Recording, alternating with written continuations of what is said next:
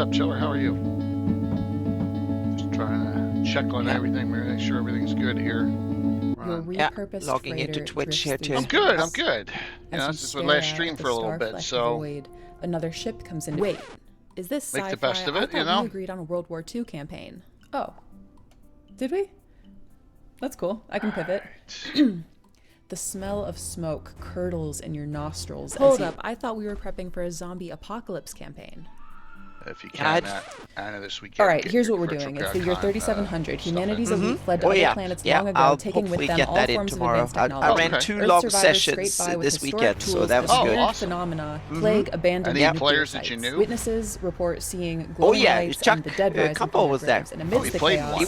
3 strangers will meet that's in a dim great. bar. A veteran zombie slayer, Very a cool. disgraced general out for revenge, and a space mercenary sent to investigate the cool. power plants. Now describe your characters. How did you do that? I have the right tools for the job. And he liked it. I got good reviews, so at least it's moving in the right direction. Great. So yeah. Fantastic.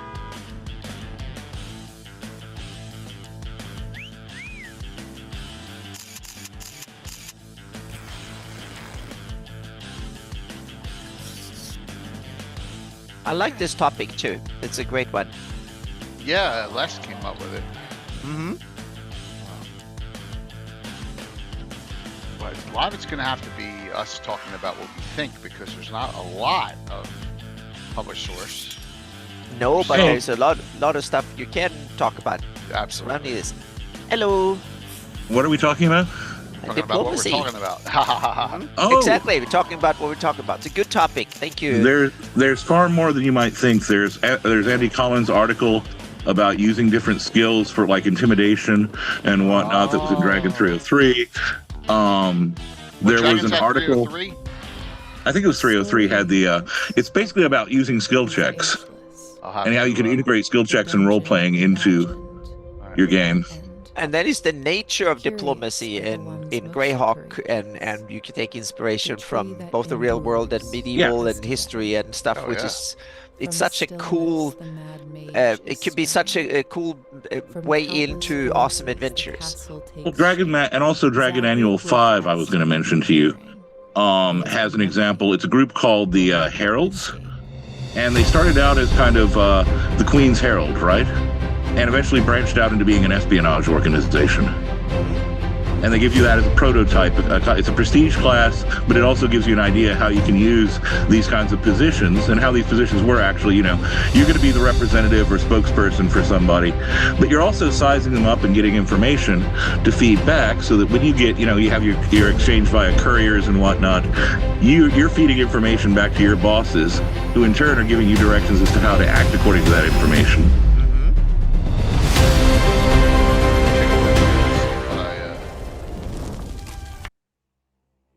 Something here. And then there's, of course, all the stuff in the City of GREYHAWK box set about ambassadors and I don't have 5. I have 1, 2, 3, and 4. Ha! Wow. Damn.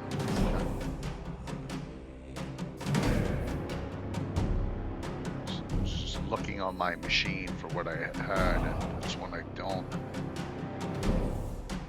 me see if I can dig it up in time.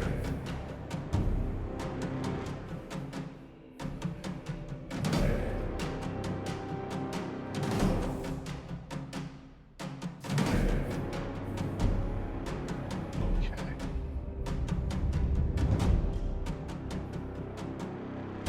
How's everyone doing? okay. Yeah? Good. Well, that's good.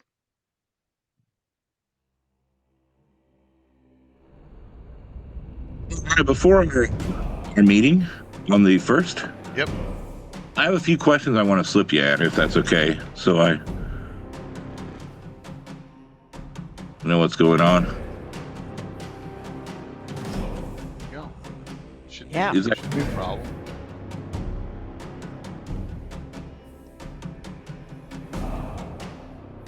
Just a moment. Let me do this other stuff.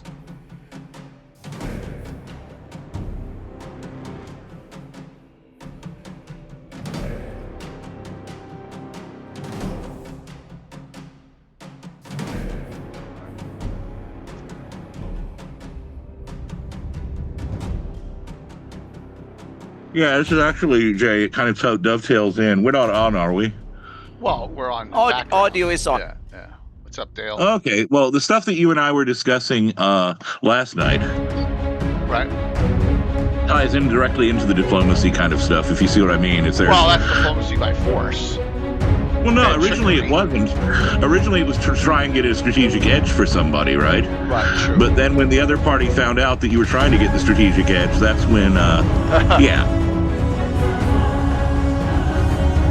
Yeah. But that's the interesting. We need to get into that deeper because diplomacy spans a vast range of stuff. Oh, absolutely. Yeah.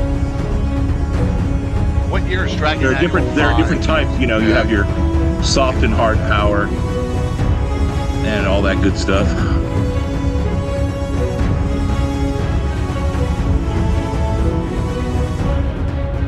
I mean, why risk war when you can use economic or other means, right?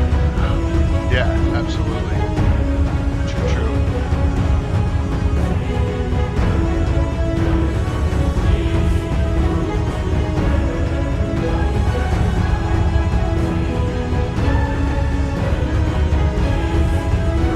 Okay, well, that's going on, and this is going on.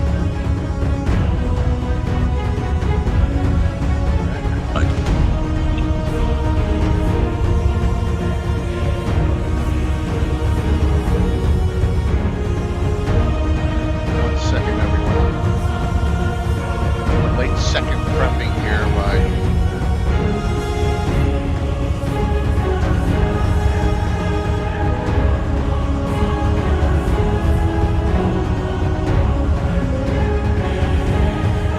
Alright, I was able to download 5 real quick.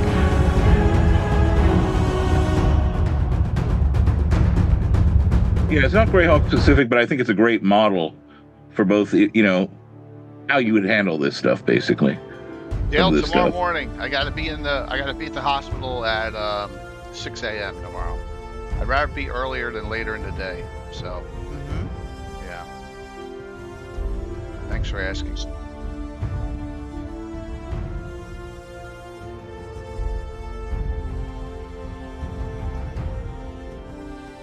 see what we got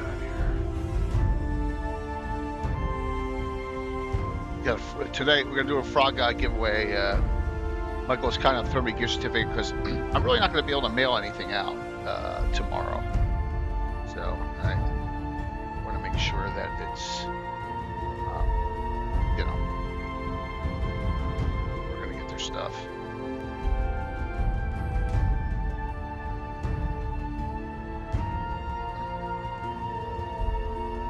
There's less. Still 1080p 60 is the source. I tweaked it and messed around with it as much as I could.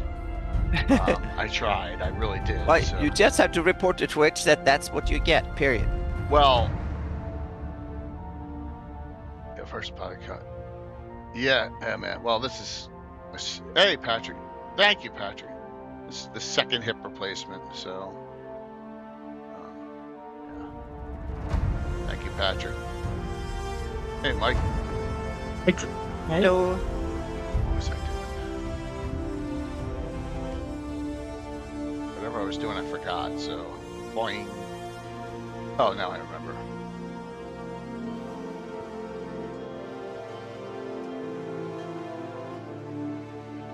Get the tabletop event. Somebody.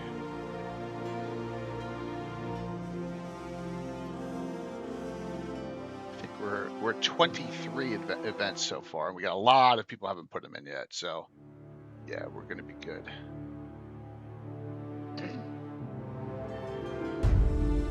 How's it going, Mike? Hey, Les. How you Long time feeling? no here. Feeling all right? I know I've been absent for a while. Oh, I'm tired and hot. Uh-oh. I have a little bit of concrete, but not bad. Not terrible, so just a Mike, little stuffy. Mike hopped on as we had Malden and one of his players on Sunday night. It was a great show. We talked about long-term campaigns. Cool, I need to watch that. It was a good Yep. discussion. Awesome. Coming live here Just double checking, triple checking stuff. I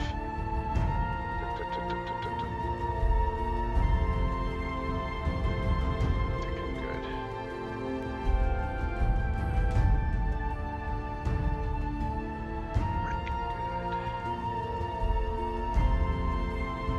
good. Yeah, kind of. It kind of was. Oh, one button. Woo! Went back to the starting one. All right. Welcome. One stream this week, tonight. Because I will be back under the knife tomorrow. So, with us tonight is Anna was off last week. She was away. Yep. Mike, who was on 2 shows last week. And we got Les, Seeker of Oblivion, Oblivion Seeker, Les Reno back for first time in a little bit. So welcome, man. In fact, this was Les's idea, topic idea. Blame it all on me. Yeah, well, Awesome. That's okay. You know, normally it's a Mike one, but this was a good one. So, Patrick, man, thanks, dude. Thank you. Thank you very much. Someone throw us 100, get us a hype going. I may like it won't go out till Monday, but if we do get a hype train, I do a second giveaway with some. Just know that it can't go out tomorrow or Friday, so I won't be. Thanks. There you go. You guys are awesome. All right, hype it up. Thanks. Thank you all. So, let me show this first. Because we're early. It's not even 7 yet. We have a total of 23 events in so far. All right. Yeah, and I haven't added mine yet, so there will be a couple more there. Les has his in. I got mine in, but only one streamer has them in. So there's a lot. No Troller Games ones yet. So we need a lot more, and we will be getting them. And I'll be doing some follow up as I start healing and I start getting a little stir crazy in the house. So I promise you all that. So let me go back here and thank you all, and let's rock and roll this. And good topic. So Les, how'd you come up with this idea? Yeah. There have been various reasons throughout most of my campaigns. Violence isn't always the best option, right? And obviously, war can have devastating consequences. There are times when I like my players to become a bit more proactive and a bit more engaged with the world, right? You're not just going to be, okay, someone declared a war, let's go out and fight it, or this monster is attacking. Sometimes you want the players to go ahead and go out and see what they can do, see how they can meddle with the world, for good and for ill. And certainly diplomacy is one of the ways in which, if you go by the 3 pillars idea, right, you have the social, exploration, and combat aspects of the game. Diplomacy allows you to kind of maneuver between those 3 rather nicely, I think, where you're basically you're looking at and exploring and feeling out the people you're negotiating with. You have to socially interact with them, and at times there might be violence.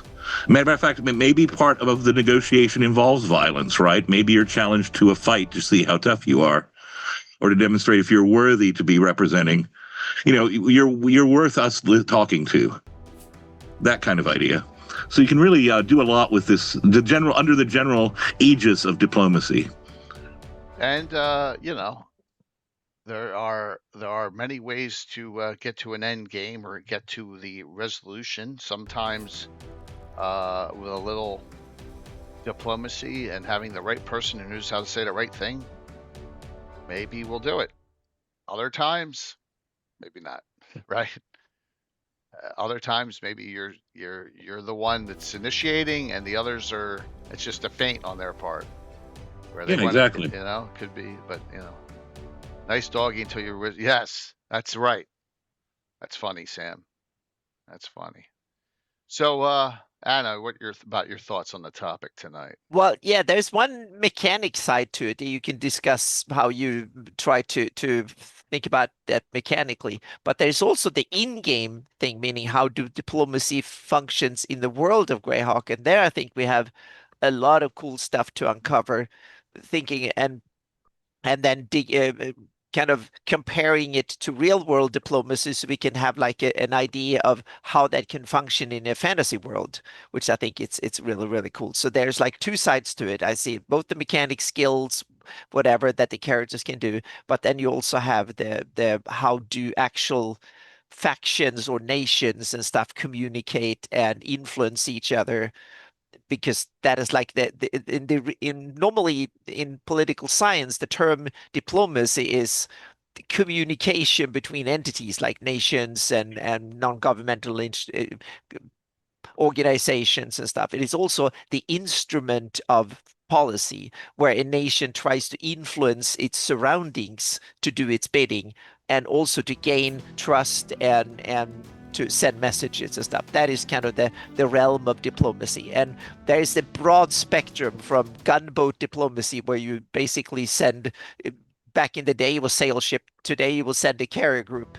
In America we'll send a carrier group and park it outside, to hosting dinners and talk nicely and stuff like that. So and praise and institute various awards and the whole thing. And there's a whole wide spectrum here that I think is really interesting. And in a fantasy world, there are cool other options that you can employ as well. Related to that, of course, you kind of, if you're going to negotiate with someone, you have to have some sense of who they are, what they want. And that's when you get into that nice thin line sometimes between it's an embassy, but you're also doing a little bit of snooping and a little bit of information gathering and research. Yep. So yeah, it's again, it covers such a great range of related topics, a cluster of topics that I think can be very useful for any campaign, but certainly a GREYHAWK campaign, given the nature of the Flyness. So there you go. And Mike, what are your thoughts on this? This is definitely an Anna topic. To some aspects of it, yes. Yeah. Some aspects. I don't know. Ties into the politics. We had a GREYHAWK politics episode. This could be a follow-up to that one, parts of it, so to speak. Absolutely. Definitely. So other news, if anyone knows anyone, we're at 12,999 followers. Ooh, awesome.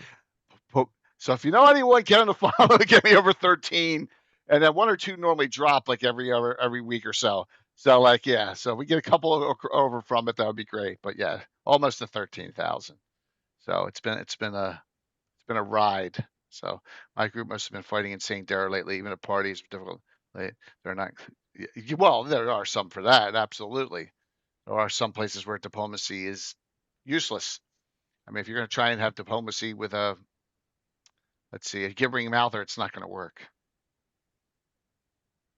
You can all think of these all as extensions of politics, and there's that classic Clausewitz quotation about how war is a continuation of politics or policy by other means, right? So, yeah, I mean, it ties together. And also, who knows, maybe your party will come up against somebody who the Darrow don't like. Right. And maybe you can, work that in. There are always possibilities for my enemy's enemy is my friend kind of situations arising. There's always fun things you can do. Definitely. Plus, there's always backstabbing too. Yeah, absolutely. Okay. So, reference-wise, well, there's one place to go that I know. Well, one main place. If you want to talk about ambassadors and diplomacy, and it's the big place. There's one. It's From the Ashes. And I don't even know what year it was.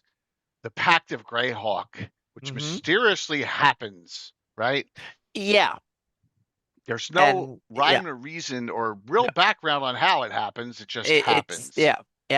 You do get, to be fair, you do get a little bit in the City of GREYHAWK box set. You get some background, least on the. It actually has a list. It actually has an entire section on some of the ambassadors. Right, and that's pre-war ambassadors. I pre-war ambassadors. Yeah, I like the event, but I don't like the premise that they would sit down and sign it with IUs. That makes no sense. But that they had an event to discuss all of that and stuff, that makes sense to me, because that's what you do when you get attacked. You kind of gang up and talk to your buddies and stuff. we know Sargent wrote this, right? Yeah. Mm-hmm. And even the early kings during the Second Age would negotiate with Sauron in the Second Age, not the Third, Mm-hmm. and have that détente. So Yeah, but that requires a degree of trust. Otherwise, you don't even negotiate. And yeah. well, yeah, but did they have trust on him? I don't know. I'm just saying Yeah. that I think that once Let me just propose something. Yeah. The one thing with Sauron is that Sauron is an all-powerful entity, right? Mhm. Eus, on the other hand, as I've said before, one of the things I like about the depiction of him in the Gord novels is that he is at times frustrated in his ambitions Mm-hmm. and pushed around by beings even more powerful than him, right? Right. Namely, his mom. He has issues with his dad, and then you've got Zugmoilus, and then a Clavdr's representing his dad. There are kind of limitations on him at times. Okay. Oh, And yeah, bear in mind also that with Ius as well, there was a time when it was believed that he and the Horned Ones were kind of on the same page, right? That turned out not so much to be the case, and probably.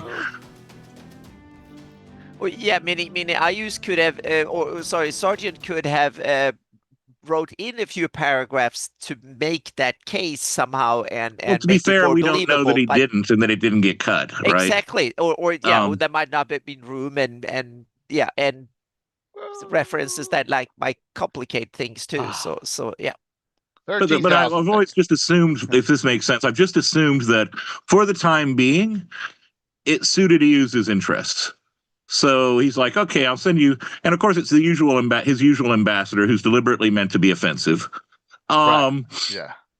So I'm going to negotiate, but I'm going to do it in the most degrading and offensive way possible. Well, that's usually how trust is built. Meaning, in the beginning, you sit down just to prolong the agony or prolong the conflict and stuff. We see that. Yeah, except of course with Eus, there's no intent of following up on the trust. He's just doing it to exactly. But you but you still have to you have to sit down so that there is some sort of contact. Meaning there's multiple of examples where you sit down even with your enemies. And all the time. So yeah, was it Bahrain latest after the latest spat in the Middle East when they got attacked by Iran as a kind of Iran needed a little bit of a revenge, so they attacked Bahrain, and it was Bahrain who had to reach out to Iran to broker peace afterwards, the country that just attacked them, because it was still beneficial to them. And I think this is telling. You're talking about that, and I think this is telling. One of the things you quite often see would be the negotiations taking place in or through a third party. Oh, right? Yeah, that's usually until as opposed to direct negotiations during open hostility. Oh yeah, and I think that'd be the thing: is what would Greyhawk's interest in this be? Economic, obviously. Well, and also I think Greyhawk can function as a good location as a third party, so to speak, in that sense. Yeah. But I'm saying, what would their interest be in negotiating and making sure everything's fine? They have their own. Basically, this kind of war, and then the further it spreads and the more it gets out of hand, is bad for trade, right? Exactly. And Greyhawk I get the sense that they are very like Singapore or some like city-state are export dependent and trade dependent. So they want less conflict in the world because it's probably beneficial for them. So to help out with that is good. And that bolster their reputation too. Yeah. I would propose something that we notice about Greyhawk that you normally don't see in medieval settings. Okay. Which is, you do see it during the rise of the Italian city-states, which of course the growth of their power was largely based on economics, right? Permanent ambassadors. During a good chunk of the Middle Ages, you would send an envoy or an ambassador. Sometimes they would be integrated into larger courts, right? Mm-hmm. But by and large, negotiation was a matter of, I send you a message, you send me a message, etc. But when you start dealing with economics and with things where you need a more constant flow of information, right? Like any little mix-up could cause an escalation of things. That's when you start seeing the establishment of permanent embassies. which is kind of an interesting historical Right. Oh, and- yeah, it's. Oh, sorry, aside. go on, I Jay. was going to say, didn't the ancient Greeks have ambassadors? Well, yeah, yeah. the idea of sending envoys to talk to your neighbors have probably been around as long as there was organized Right. Okay. settlements or whatever, Here we're or talking medieval, organized. certainly, Yeah, or faux medieval, quasi-medieval. yeah, but then slowly and over time, and these things have become more formalized. And today we think of them, meaning the term ambassador and stuff comes from like 17th, 16th, 17th century. And also it's rising with the idea of modern nations, because we Exactly. have to realize medieval kingdoms were not nations in modern terms of to think of them today. They were feudal realms. I mean, they were the private property of the king, the ruler. It was his country, and his court and his rules. And then that gradually got replaced by states in modern terms. And so the king simply said, has someone loyal, and with the permission of others, sent that over to another king's court, so to speak. But that person didn't have the immunities, and it wasn't regulated and stuff that it is today. That is a gradual thing, and that I think is one of these interesting things that, in your Greyhawk, you can start thinking what would be the role of this, and would that be a trusted position that will be protected in some ways, or is it just up to the trust of the moment and or whatever. So Well, that'd be the thing is, how would the other nation respond to your envoy? I mean, obviously, with certain nations, even though they might be enemies or at odds, the rules of hospitality might extend as long as the ambassador is under your roof. Yeah. Or, here's a great example. The French ambassador in, is it Act 1, Scene 2 of Henry V, right? French ambassador arrives with a gift for King Henry, and it's a bunch of tennis balls. Yeah. Because my king and the Dauphin realize that you've indulged yourself in your youth, and we want you should just continue doing that rather than thinking about taking French territory.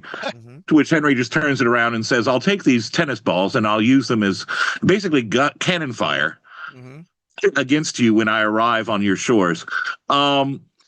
Now, the neat thing about that is he basically, at the end of that piece, the reason I bring it up is he mentions, escort the ambassador from here and give him safe passage for him to return. Yeah, it's interesting because after a few, when these kind of immunities and diplomatic customs have been around for a couple of hundred years in Europe. Then comes Napoleon, who simply said, no, it's my rule. And he simply abolished the rules and start murdering ambassadors and did all sorts of stuff as a way of establish himself as the new kind of ruler and set rules. So these things ebb and flow. And we see that in today's world too, when all of a sudden in certain parts of the world, diplomatic standards are no longer allowed. We skip it and becomes the strong. And it's well, now I'm babbling too much, so please go but certainly it's on point because again, when you're one of the things to think about when you're thinking about diplomacy is how will the offer be received? Yeah. And also or if you're on the other end of it, how are you going to receive it? I mean, obviously, if an ambassador comes up to you and you have them decapitated and have their severed heads sent back to their lord, you send a pretty definite message. Well, that's an act of war according to today's standard, well, but it's might not be in Greyhawk. For me, it's the beginning of the movie Gladiator, where they're waiting for the envoy to come back and rides back with no head. Yeah. Yep. Yep. So. And or of course 300, the "This is Sparta" moment where you kick the envoy into the pit, right? Yeah. Yes. And that also means something else. That was the purple worm pit. That was deep. I'm sorry. Yeah. No, please. I was going to say that also means that when you travel as a diplomat, you usually want to be visibly seen as a diplomat. You wear insignia, shields, and heraldry as a protection, especially if you come from a big country, because that way even someone with really nefarious intent or just a regular thug might, even if you look wealthy, might think twice or three times before they murder you or stop you, because you have the power of a country behind you, or a king or someone powerful, so to speak. So that way that you use it as a life insurance and as a deterrence. So especially I can think during the Great Kingdom times and so on. If you had the seal of the Overking and a bunch of his guards with you, no one would mess with you, even if the ambassador was feeble in combat abilities or whatever. Two questions from the audience. One is, Dragon here said, who would even be an ambassador for IUs? Well, there's one right in this book. Yeah. And the second one is more from okay, James. And also ambassador to IUs. That will be interesting. That we have to answer that one later. I don't think anyone's going to IUs. Oh, don't say that. Don't say that. Yep. Recommendations of books about warfare and diplomacy for world building. I guess it would be outside of D&D. So let me just go down here, and so here are our diplomats that are in this from the Ashes box set. Ambassadors in the Free City. All right, and there's a picture of all of them. They're all in the picture. So you got the County Wurst, you got Keeland, Airdy, and that guy's insane, by the way. Like, but it's intentional. So he just you'll see him. He's got all the medals on and stuff. Yeah, that's him right there. There's the Airdy guy. He just talks to himself. But this guy right here, this gassy looking guy, that's the IU's guy. So we can we can go down here. That's why I'm mentioning the idea of send the most offensive ambassador possible. Yes, Voluna. Here it is. Pyramil Alexane, ambassador of IUs. The ghastly Pyramil is an utter mistakable figure. His skin is the texture of decaying parchment, is drawn tight across his heavy lined skeletal face. It sounds pretty gross. His personal habits are disgusting. The man belches foully, coughs blackened sputum into a small bronze bowl he carries for this specific purpose, and picks his blackened and grimy fingernails to pass the time. There you go. Perfect. He knows how to party. Yes. Sure. Yeah, absolutely. Yeah. Nyrond has an ambassador here. And then this one's Ulick States. There you go. So they're all here. There's a whole bunch. And they all have like a quarters area. So, I mean, it's an interesting, Carl Sargent did an interesting, good job with this. Oh, yeah. I love it. And another reason is that might also be GREYHAWK wants to be host, so these other nations can talk to each other. So IUs can talk to its enemies and so on and so forth. So they can exchange and communicate even with their worst enemies. It certainly gives the flow of information, and it's the fact that it's flowing in GREYHAWK gives GREYHAWK not only a degree of prestige, but also a bit of an advantage in that, we can listen in, which actually gets into another area. I can't remember whether it's one of the box sets or The Adventure Begins, but there's reference made to how the diplomats receive messages from home, which you may remember. It's a Liamid's cask, I believe. I like this. It's which is basically Go on, Mike. It's Liam's secret chest, something like that. Yeah. It's in the player handbook, the AD&D. Yeah, and the idea is that way, it's secure until it's received on the, at least in theory, on the, it's like secure until it's received. Crypto, yeah. Exactly. Yeah. Although, you may want to have it encrypted as well, just in case, ... That's more like fantasy quantum encryption or something, so yeah. Kind of, yeah. Yeah.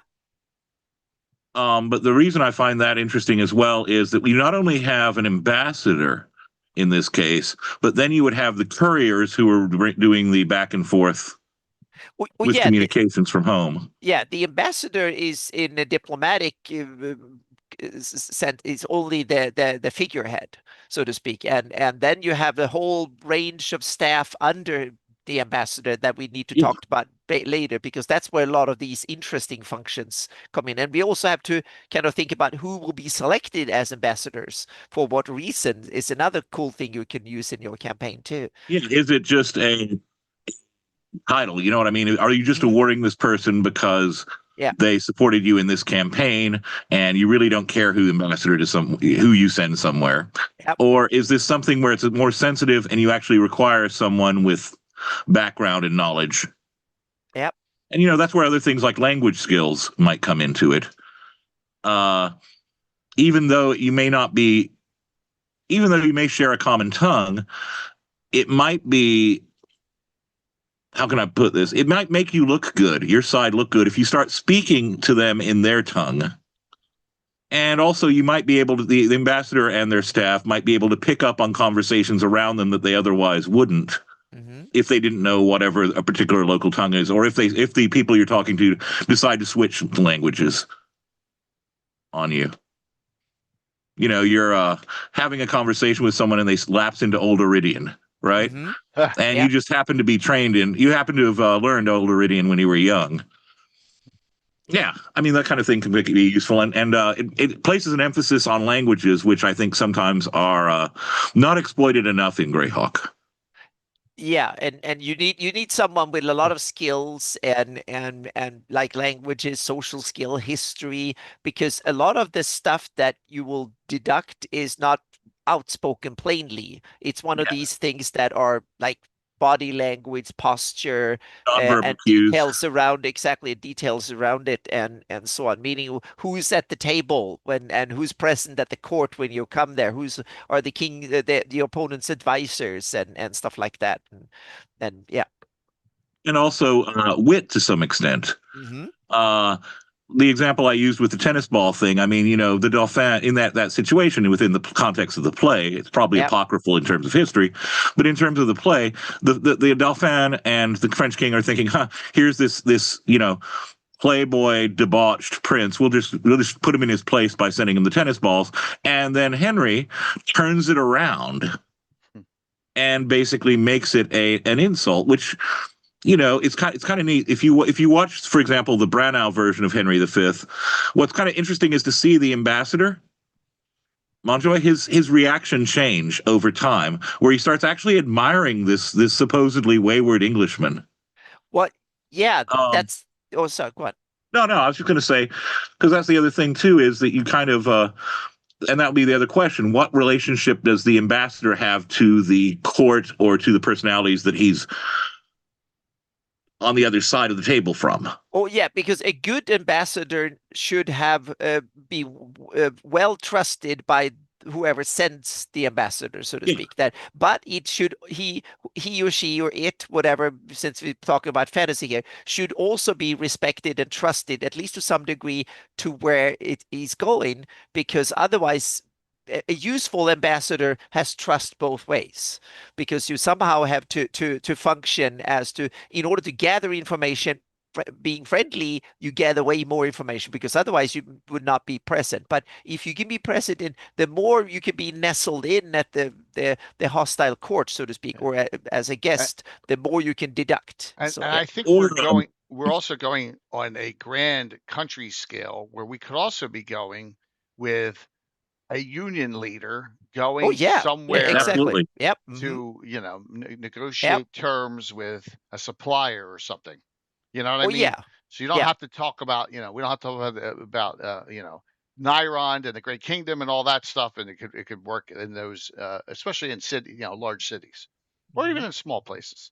And you have all the religious part, meaning who would you send to an envoy? Meaning, if you want to do business, you send a Silchus cleric, or so on. So yeah, you'd have to pay them first. Oh yeah, but you send them in order to hammer out a deal, so to speak. Yeah. I mean, that's one of the purposes. That's one of the great roles that the priests of Zilchus play in my campaign. Is they're the people who are good at because again, the coin must flow, right? Right. So they're the ones who are interested in making sure that this stuff. And sometimes war might be beneficial, you never know. But on the whole, there are situations in which it's more advantageous to everyone involved if trade is maintained and if the coins are, you know, the coinage is flowing back and forth. And that's another thing that one can consider is what is the status of an ambassador when you're at war, right? Because that can raise some interesting questions too, depending again on the ethos. On the, I guess in terms of D&D, you would be thinking we could be thinking here possibly of alignment. How do you treat that ambassador. It's like, Curtis. okay, war's been declared against you, and the ambassador is still in your country. What do? Or do you hold them hostage? Do you That's let them go? Yeah, I think that there are usually two methods. Either you send him home head Yeah. on or head off, so to speak, or you put them make them hostages. I think those are either you send them home with a head on so they can send the last message what you want, or you want to send a message, a thorough message, and you chop the head off and then send them home, or you keep them in as an asset to be used later, so to speak. I think That's those funny. three are the obvious options. Yeah. And then, well, there's also, you can extend this to, we were talking about unions and guilds. Yeah. You can extend that to the war between, and I think this is a great example in GREYHAWK, the war between the Beggars Union and the Thieves Guild in the first Yes. Gord Yeah. novel. Well, yeah. With the city trying to broker, it's some kind of arrangement so that the killing stops and everything can kind of go back to normal. Yeah. And ultimately, that might entail selling out one side or another, right? Yeah. Yeah, but they went to full-fledged war before that, right? Yeah. So that was That's the point. Is that the city kind of wants everything to go back, and the question then becomes, well, how do we put the kibosh on all this?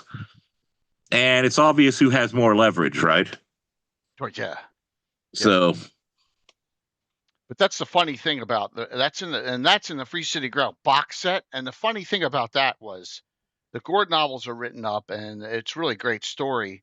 And then the after effect of that, the Gord novels, is only written in the Free City Ground box set. There's also an Eric Mona article about the Beggars Union that follows up. Okay, but that's years later. And it gives you it gives you kind of what happens in the following years. Okay, cool. And it's really neat. Yeah, good one. It probably, definitely needed elaboration on it. So, but like, what's neat about that is when you read Mona's article, and this is one of the reasons why I like some of this later material, is that Mona does a great job of tying in the conflict that was in the first Gord novel, and then thinking through and elaborating on what the consequences for that would be long term in terms of the Beggars Union, in terms of its relationship to the guild, in terms of what happens if someone who is how can I put this without going into spoiler territory? Because I really recommend people hunt down that article. What happens when you kill someone who somebody loves and they're forced into exile for a time? It's got some really neat plot twists. Where is that? Where's that article? I'll have to look it up. Give me just a sec. It's probably Earth Journal. No, it was Dragon Magazine, actually. Really? Or Living GREYHAWK Journal, one of the two.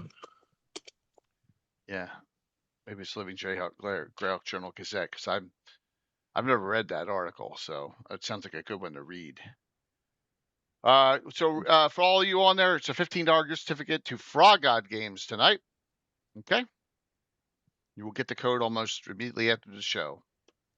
Because you said I'm getting up 4 o'clock in the morning because I got to be at the hospital by 6. So fun times. Hey, earlier the better. Get it done. Less time to think about it. Yeah, we have to get ourselves immersed in the court life in GREYHAWK, so to speak, and all the intricacies of communication and relationships between factions and all that stuff. And it's the second one. It's just Mm-hmm. third major surgery in 9 months. It's just a lot. Yeah, Kara, 51 hit points, 6th level bandit there, Sage. So there you go. She leveled up after that last adventure. So I have a real good one. And it's right below me now that I remembered from when I was doing the prep work for this, going back. I know. No, it's okay. I appreciate it. Thank you.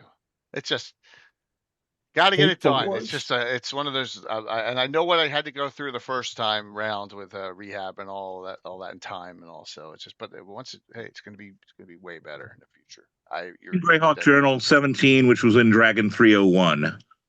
Dragon 301. Okay. Probably don't even have that one. So, all right. because they were putting the Greyhawk journals in the back of Dragons back then instead of publishing them separately. So Les, which dragon? 301. 301. 301. Thank you. Yeah, it's Eric Mona's Greyhawk's Beggars Union. Yeah, that's cool. And it kind of gets neat because it also touches on the rivalry between divers and Greyhawk. So and ties that in. So. And that's interesting because diplomacy can be part of it because they are probably competing on being that third stage, both of them, so to speak. Yeah, and also, I mean, if something causes trouble for, that'd be the thing. Something I've been discussing with other people lately is the idea that you can reach out diplomatically. We think of it reaching out diplomatically to a state actor, right? Mm-hmm. But at the same time, you could simultaneously be working with agencies or groups or factions within that state that aren't in power, to either undermine the existing authority. If you see what I mean, maybe someone in Divers reaches out to a gang in Greyhawk to try and disrupt things, or vice versa. Mm-hmm. Yeah. And you're doing it, or you have these orcs are camped out in a country, and while you're negotiating with that country, you're also kind of under the table striking deals with these orcs. It's not unheard of to play both sides against the middle in diplomacy. There's usually blowback from some of that, but it's not unheard of to kind of try to see. Yeah, we're negotiating with you, but at the same time, we're undercutting your authority. Because we want the advantage at the table. Yeah, and Curtis, you're right. There are plenty of organizations that we can start thinking of, and knightly orders and various churches and or religious organizations and others. And you have things like the Seekers and various others that could be really powerful in this sense, and who could have relationships on the same level as nations do. I have a super long-term plot arc that was in one of the first 10 streams I ever did. I don't know if I'll ever get back to it because my guys don't really want to play in Greyhawk City anymore. But and that was all tied in. I didn't even know about the Eric Mona article, but someone who was it's actually I had Gaspar had a son, and he found Gaspar had a powerful item that was hidden away. It was the king of the Beggar Masters, Rod of Beguiling. And the adventuring party actually recovered it for him in a deal and just traded it. They didn't care. They're a bunch of thieves and neutral characters. They're like, oh yeah, and he was holed up in Divers.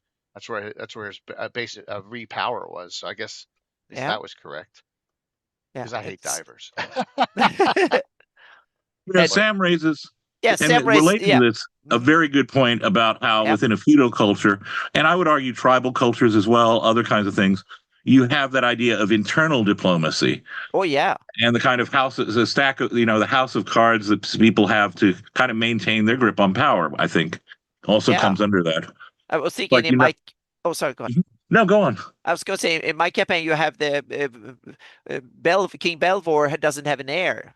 So that means that now there's intense diplomacy between the provinces and the king and stuff to figure out who should succeed him, and that's an obvious chance for a power grab. But they also don't want to go to war and split up the country because then they have nothing to rule over. So that's a perfect case of diplomacy. There's a lot to be gained, but there's also a lot of risk involved. So you have to, and it probably works on both levels. The upfront, we need to sit down and talk and give each other things. And can I stab someone in the back at the same time? So you have the at both levels, which I think makes diplomacy really interesting because it works at both the legal open way and it also the secret stab you in the back way at the same time between the same parties. In my campaign, there's a similar thing. You have in Spine Castle, you had the tribe of orcs, which was in league with the Temple of Hextor, right? And the Temple of Hextor is kind of glad to have the humanoid face, if that makes sense, while they're organizing things behind the scenes. But then those orcs, an assassination takes place, and some neighboring hobgoblins almost go to war, and everyone's actually genuinely worried. It winds up being worked out diplomatically, but there's still a kind of weird clamor for blood and blame, right? So the Hextorians take another faction another group of orcs that had been absorbed into the tribe that's governing, backs them in overthrowing that tribe. So that basically they throw their own their own tribe, their own, our boys, they throw them under the bus and establish a new kind of front based on these tribal resentments that they had been making sure feeding into for years. It's like, our tribe is now on top. Yay. And the Hextorians are like, good for you, Mr. Orc. When in fact, the whole thing is it's just politics. It's just a puppet show of politics in the foreground, while the actual stuff is being done behind closed doors and through. Yep. And Sam, you have a great point, meaning some of these one that will squabble for the throne might simply say, well, I want to be independent. I want nothing to do with this.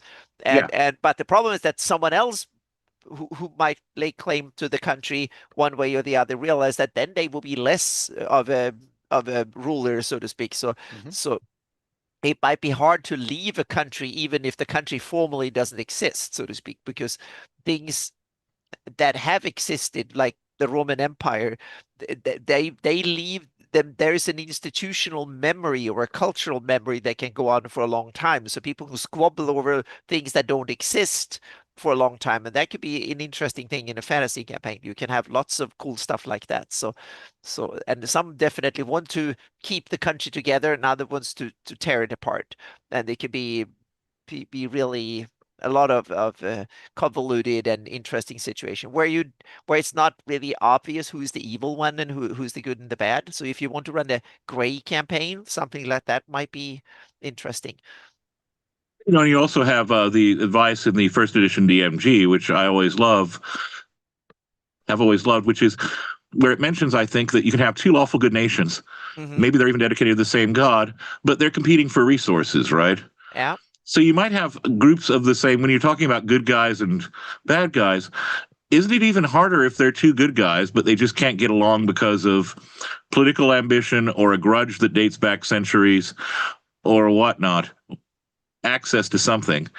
And, there isn't really a right side to choose, but there's certainly a bad consequence if the two sides are fighting and then the third party winds up, an evil party exploits that for their own ends.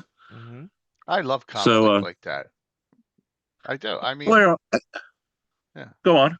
I'm going to say, I got lawful good Winchester characters that don't like each other, that are rivals and really despise each other, but they're both lawful good characters.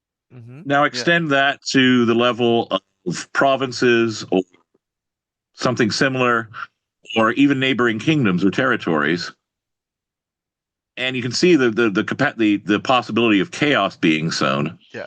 Which, and again, sometimes that requires diplomatically reaching out to one side and encouraging them behind the scenes, or True. It's a good example. But we're going to stir up stuff. But I don't think that it applies that often in Greyhawk, where there's two lawful good, maybe Furundi and Valuna together. But besides that, Furundi and a lot of its neighbors, I think, have kind of not Shield. Well, you had a war between Keoland and Furundi for a while, and those were. Shieldlands are paranoid. We're paranoid about annexation, right? When did Keoland and Furundi go to war? Well, they had a false war, whatever it was called up there, that they had during the small war. Small wars. Yeah, small wars. Yep. I don't even remember that. Yep, that was part of the. It's also called the Short War, Jay. Exactly, the Short War. Yeah. Yeah, it was 3 weeks. I don't even Maybe remember. that's why. Yeah. But that might be the nature when two good aligned countries go to war. They meet up and do it fair and square. So because no one wants to hurt the other ones more than necessary. They want to win, but they don't want to ruin either their reputation or end the world, so to speak. Sam, I don't even remember those. I guess it was in the ancient history, but I had none of them. Don't remember any. Yep. Yep. No, I thought they stopped their expansion up through Bissell and yeah. And also, they might not have been good. Both might not have been goodly aligned back then. I don't know what the state of Keoland or Furundi was back then. Yeah. Yeah. Even if you go with neutral, I mean, the idea would be these aren't devil worshipping or demon Right. worshipping loons. That's Mhm. exactly my point. Is that a lot? There's so much nuances. You can't call kingdom a lawful good kingdom, but you could have an ambassador, or you could have a court wizard of the king who's underhanded, and it's going to do all that anyway. You know what I mean? So it's Yeah, hard. but That's a hard. You know, but where's in general? order to undo that, there has to be something to exploit, if that makes sense. There has to be some kind of Sure. resentment Well, or there's competitive competition that you can feed into. yeah, that's simple to do. You have a jousting competition between nations, and oops, you know, someone assassinates one of. I mean, there's in D&D it's easy. Maybe not medieval times because there's no magic, right? But it's well, no, Well, and everyone's here familiar I'm going with to have Game to of mention one Thrones. of my favorite moves. I know Jason, what's his name, Alexander, the Alexandrian, has mentioned it before, but I've used it in my campaign before I even heard him do it. I just laughed when he mentioned it. You have speak with dead spells in D&D, right? Yeah, But here's the catch. What if the person who killed whoever it is, and this can tie into just a huge diplomatic flare up and a huge crap storm for okay. everybody involved. What if it turns out that it's a doppelganger or a skillfully disguised assassin who does the killing? So when you cast Speak with Dead, who killed you? Oh, Some yeah, it's might this not person we know trust. because if from Or it's this behind or person whatever. I trust. It's this person we trusted. So that's another good story. In GREYHAWK, we had it. I'm sorry, we had a person who was challenged. Okay, all right. And that person was a witness to a grisly murder, and they had convinced that person that it was one of the adventuring party members. In fact, the name of the adventure was "Sailing Made Me Do It." Right. So yeah, he said, Yeah. yeah. So, um, yeah, I mean, there's all sorts of underhanded things you could do to, you know, to someone or to a group, or yeah, no, absolutely. And you We're can getting, think about the chain reaction to that. Basically, you have, say, a prince or a representative of country A, mhm. and they're in country B, and the person from country A is accused of murdering a member of the court, and Speak with Dead is cast, and lo and behold, it is that person is identified. That visitor is identified as the killer. So that person is like, you're going to stand trial under our laws now for murdering our person. Now the visitor's homeland is, what are you talking about? This is a much beloved figure from our homeland. You can't just try them for something they clearly wouldn't have done. You can see where that could potentially breed all kinds of chaos and dissent, especially Yeah, if that person has enemies back in their home too. You have a division between the people who are like, he would never do this, he has to be returned to us, to, well, I always knew that person was no good, or scheming to use that to their advantage somehow. So you have all these kinds of domino effects, and potential blowback from scenarios that can be quite wonderful in play. okay. So, I have an example of one of the most underhanded acts of diplomacy, along with the net effect of what happens. Okay. And this was from my research from last year when I did my first 24-hour stream, and during Tommy John Kelly's writings on the hateful wars. Okay. And by the way, this is all free download. You can get the entire book, this book here, in PDF or ebook version right here. So, and it's just the GREYHAWK Stories is the site name, greyhawkstories.com. Right? And he's got a whole bunch of other things going on, but yeah, this is a really, really great tale. Christig Olensdottir is a dwarven princess. She finds herself in Enstad. We're going to go to chapter 7. Okay. Fey Mysteries. So what happens on this in this story is during the summer months, remember there's a lot of humanoids and normals this time. There's a big attack that goes on, and the dwarves seek retribution for it and almost start the war at that point, to the point where they go well beyond their borders and they start, like, causing a lot of trouble off of this one raid that comes from a bunch of humanoids. So Yolande, the leader of Selene, says to Chris Dig, I'm going to send an envoy. I'm going to send my, her consort, Prince Triseren. I'm going to send him out. We need to, form a grand alliance, and we need to, go beyond us. There's détente between the elves and the dwarves at this point. Well, little do we know, she's a son of a bitch. If you read the story, she's lying. She sends Prince Triseren out on a diplomatic mission, first to Valuna, then to Jernra in the county of Ulick. Cutting the dwarves out of the alliance because they just can't be trusted. Right? And all goes well until what, Anna? What happens? Sorry? What happens? I was... All goes well. She has cut out. They go. Prince Triseren goes and does all these diplomatic missions in Valuna, and then in County Ulick and Jernra. But then cutting the dwarves out of the alliance because she's had enough of them just attacking at will. Just starting all this trouble. She's trying to prevent war, right? What happens though with this agreement that has been signed now by the heads of other states? It's broken as usual somehow. It's not broken.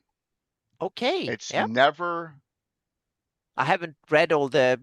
Okay. No, I haven't read all of it yet. It's so never Chapter 8, Druid's Defile. Oh, okay, there you go. Yeah. It never comes to fruition because what happens?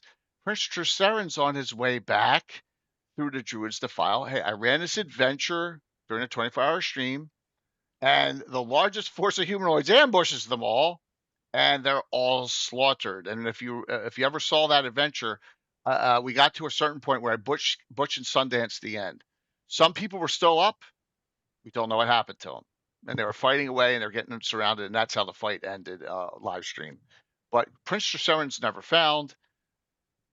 They have now, during this whole series of adventures I ran for this last year, the original documents were recovered, and they are now hidden away somewhere.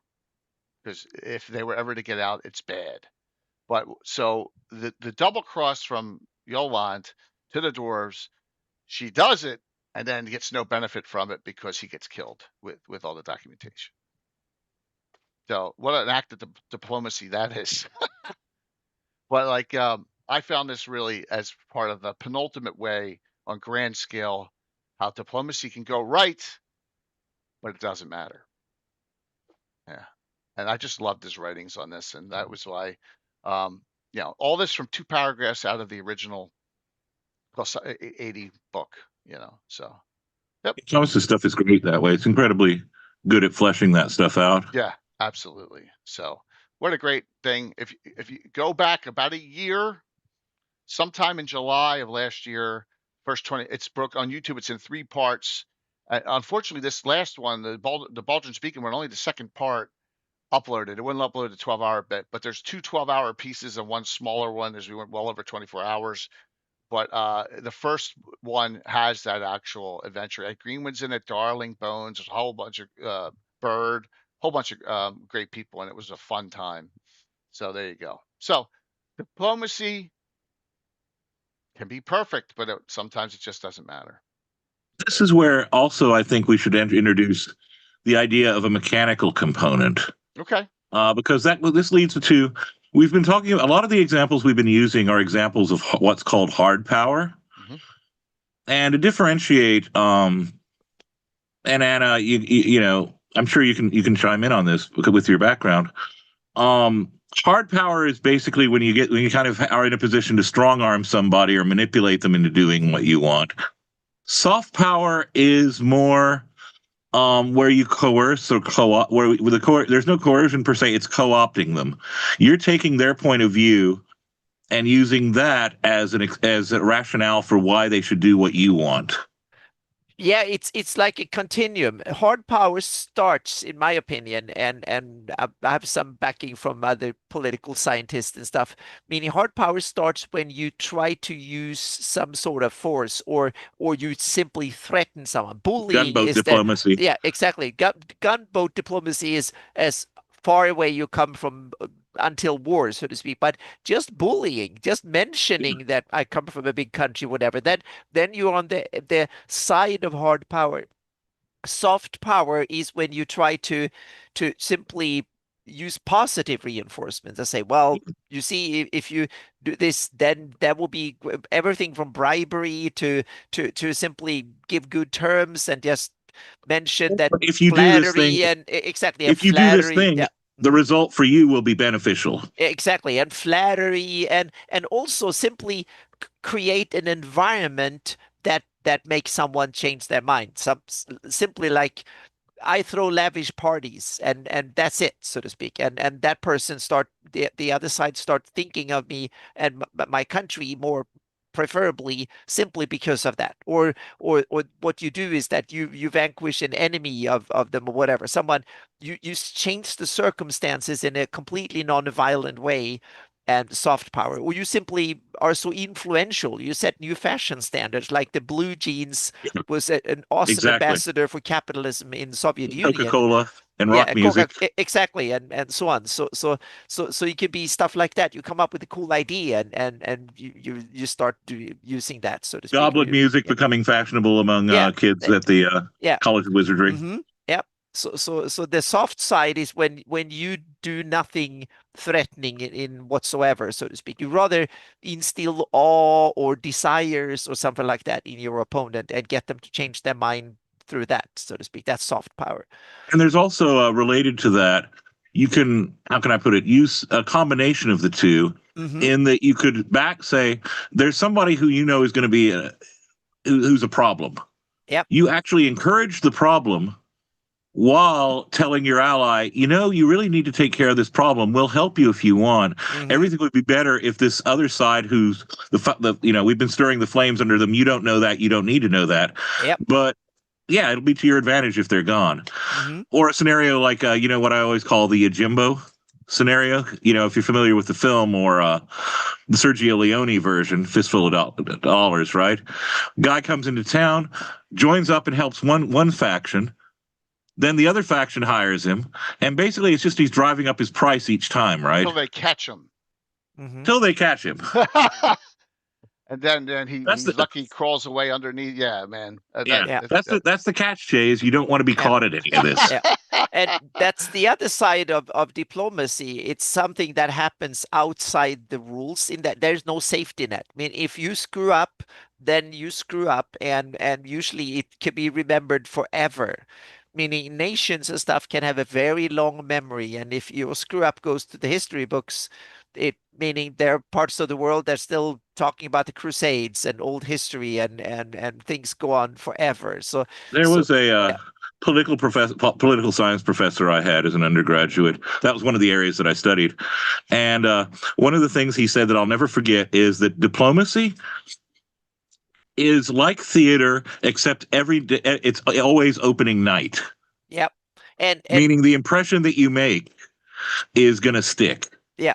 So so diplomat has to be on their toes. Yeah. And another saying in the diplomatic world is that diplomacy is the way to tell someone else to go to hell in a way that they look forward to the journey. Exactly. They look forward to the journey. Yep. Yep. All right. So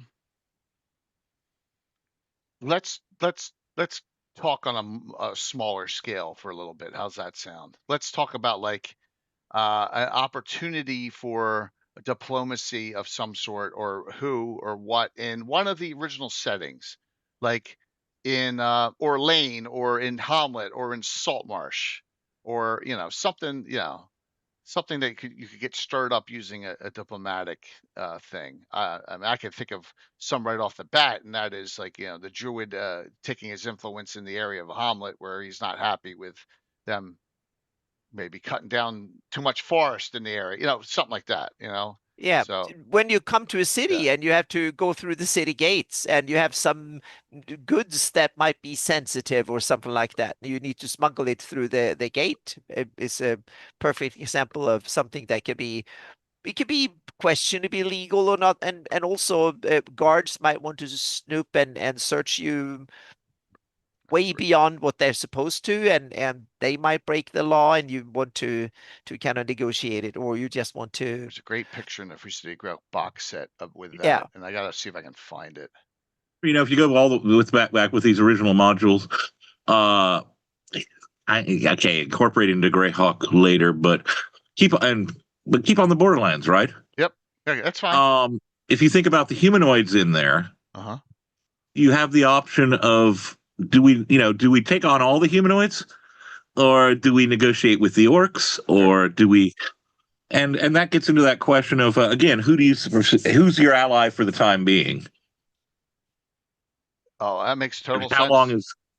Yeah, I mean that's something I try to encourage my players to think that way. That okay, so these are bad guys. You know, the Spine Castle campaign is a classic example of this that I ran. There are so many bad people in Spine Castle, right? But there are also worse people and worse things in Spine Castle.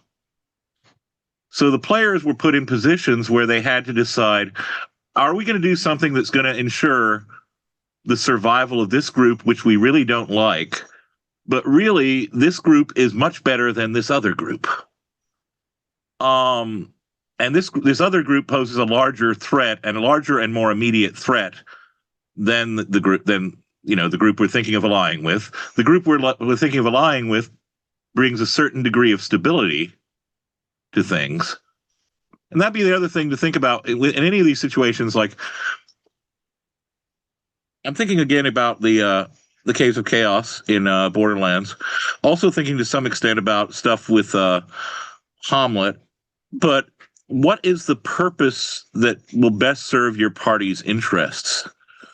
Do you want stability, or do you want a degree of chaos, or do you want to keep these two groups, say Cuthbertites and members of the Old Faith? Is it beneficial in some way that you can exploit to keep them at odds with each other? There's nothing better than putting one group against another beforehand. I mean, that's always a lot of fun. You know, maybe easier said than done in a game, especially you need to have, you need to have, as a DM, need to have nuance to do that sometimes to make it look, make it feel right. But yeah. Well, that's where at times it's a campaign thing versus a one-shot thing. Right. For one-shots, I find it useful to have someone belong to one faction or group or another. For a campaign, it's great to have just outsiders trying to figure out what the hell's going on, what they want, and how they can best achieve that. Okay. Because it's one shot, you're going to be in and done, right? You want a definite goal. A campaign can be more fluid that way, and the goals can shift. True. So, or you can embed something that's going to be utilized in the future. I mean, all my special event games are all a series of one-shots, but they're all campaign event games. So it's hard. It's not hard to throw a little in there. I'm starting to rebrew up, for example, in Altamira, the guild, the base thieves guild against Spunk, which is now attempting to overtake some power. So we're gonna see some of that coming. Hey Tim, thanks man, that was really kind of you. Thank you. So it's always good to have a little wrench in there with competing factions that you may not be a part of, but you may get intertwined in. Another example is in GREYHAWK, where if you read Expeditions to Ruins of GREYHAWK, and you know that, and this is also in Age of Worms, the Abel Carter Coaching Company. It's all over the place, and they are in Diamond Lake, and that's where they're noted. But they've been infiltrated by Ayus. They got Ayus agents in there. Well, I have the other Teamsters group, Pete and John's Teamster Service, two of Tim's characters, and they kind of, there's no detente there. I mean, sometimes One group will attempt to waylay the other one if the opportunity presents itself. You know. But there has to be some Tim the Lesser. Do you ever well, you gotta see Tim. I hate to tell you this, but this Tim has not one but two emotes. The ever mysterious Tim. Sorry, but he does. I've only known him 45 years, so yeah.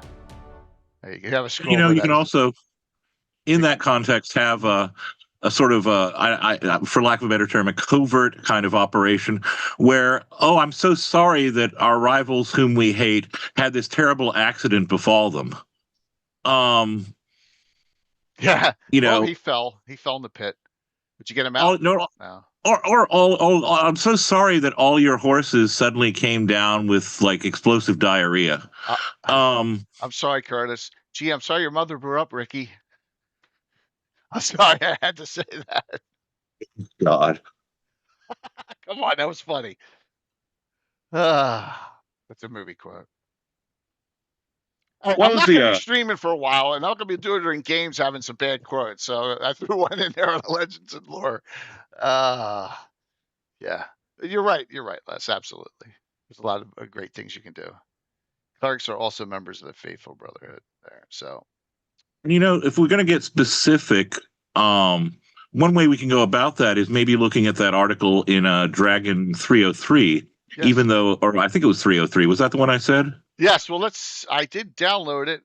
So let me see if I have, went to the right. Yep. Here we go. Hopefully. Now it's 4th edition, but I think that the lessons are applicable across the board. This is Eric Mona? No, no. This is Andy Collins. Yeah, I think so. Yes. Let me see if I can find it. No, I'm sorry. That would be Eric Cagle. The Collins thing is from the annual. All right. So what? Eric Cagle saying the right things. Oh, there it is. Page 48. Okay. Sounds like a plan to me. And the reason I mentioned this article in particular is if you use a rule set like say 3rd through 5th, then there are certain skills and stuff that you have.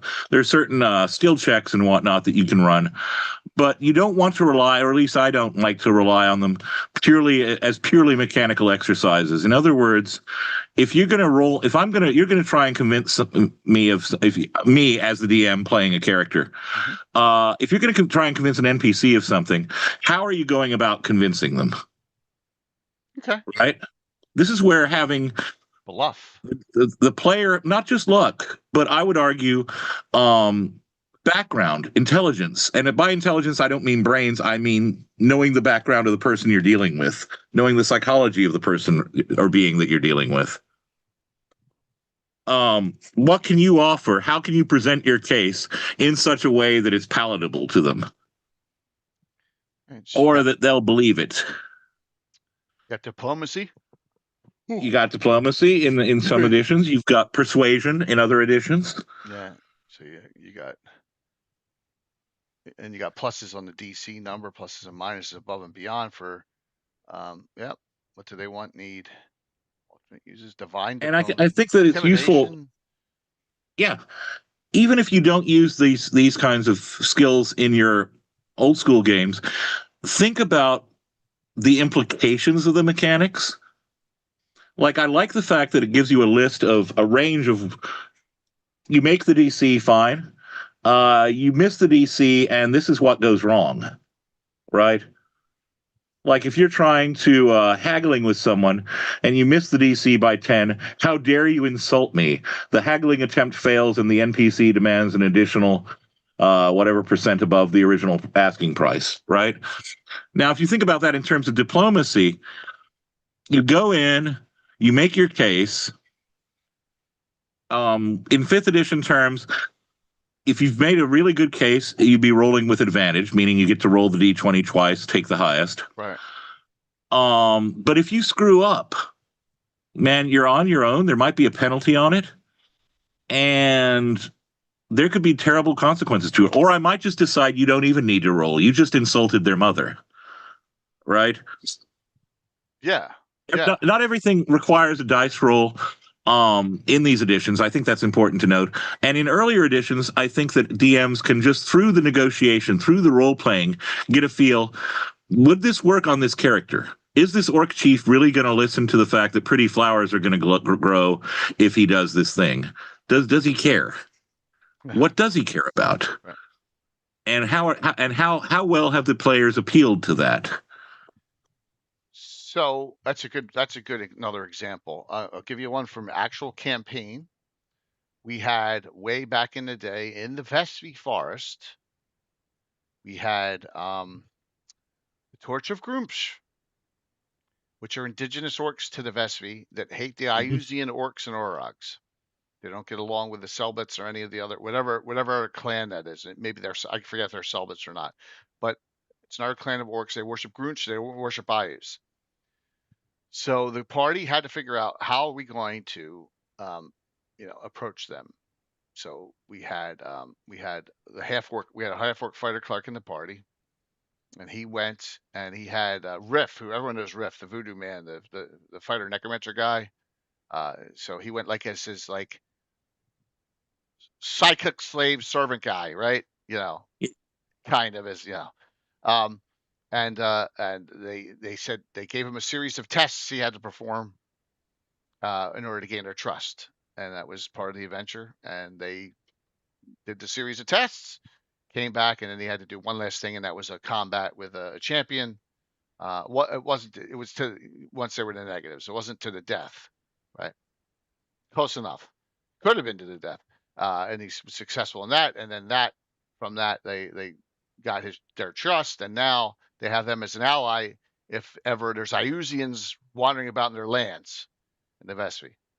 Now, the enemy is my friend, right? They're dealing with lawful evil orcs, which are original orcs are lawful evil, as opposed to the chaotic evil Iusian orcs, right?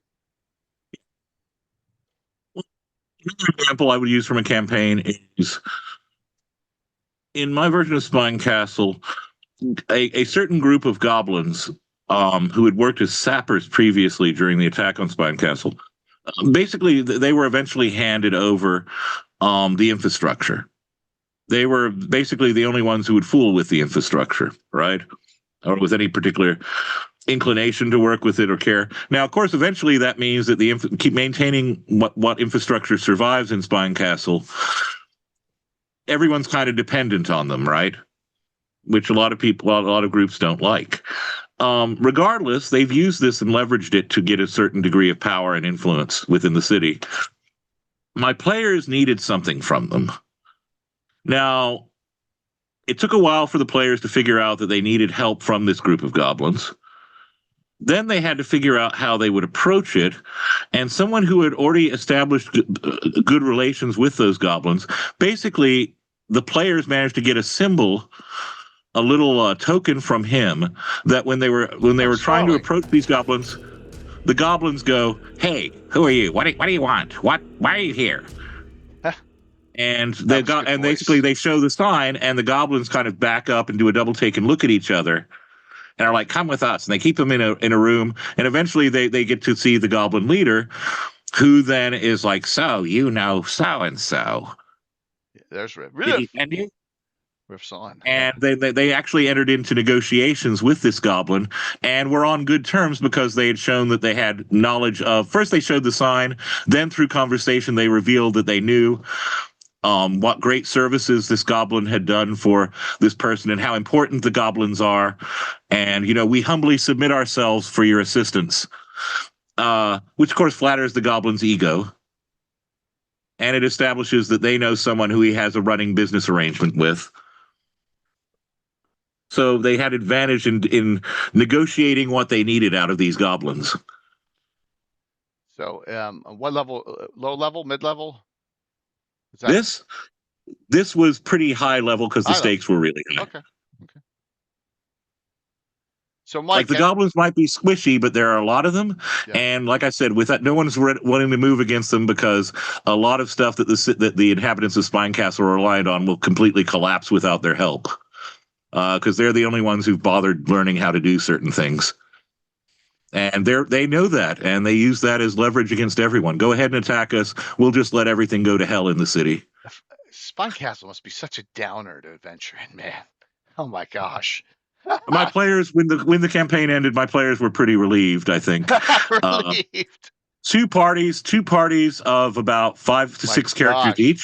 Yeah. And one was a total party kill, and the other one, half of them went down, and I think the survivors had single-digit hit points at the end.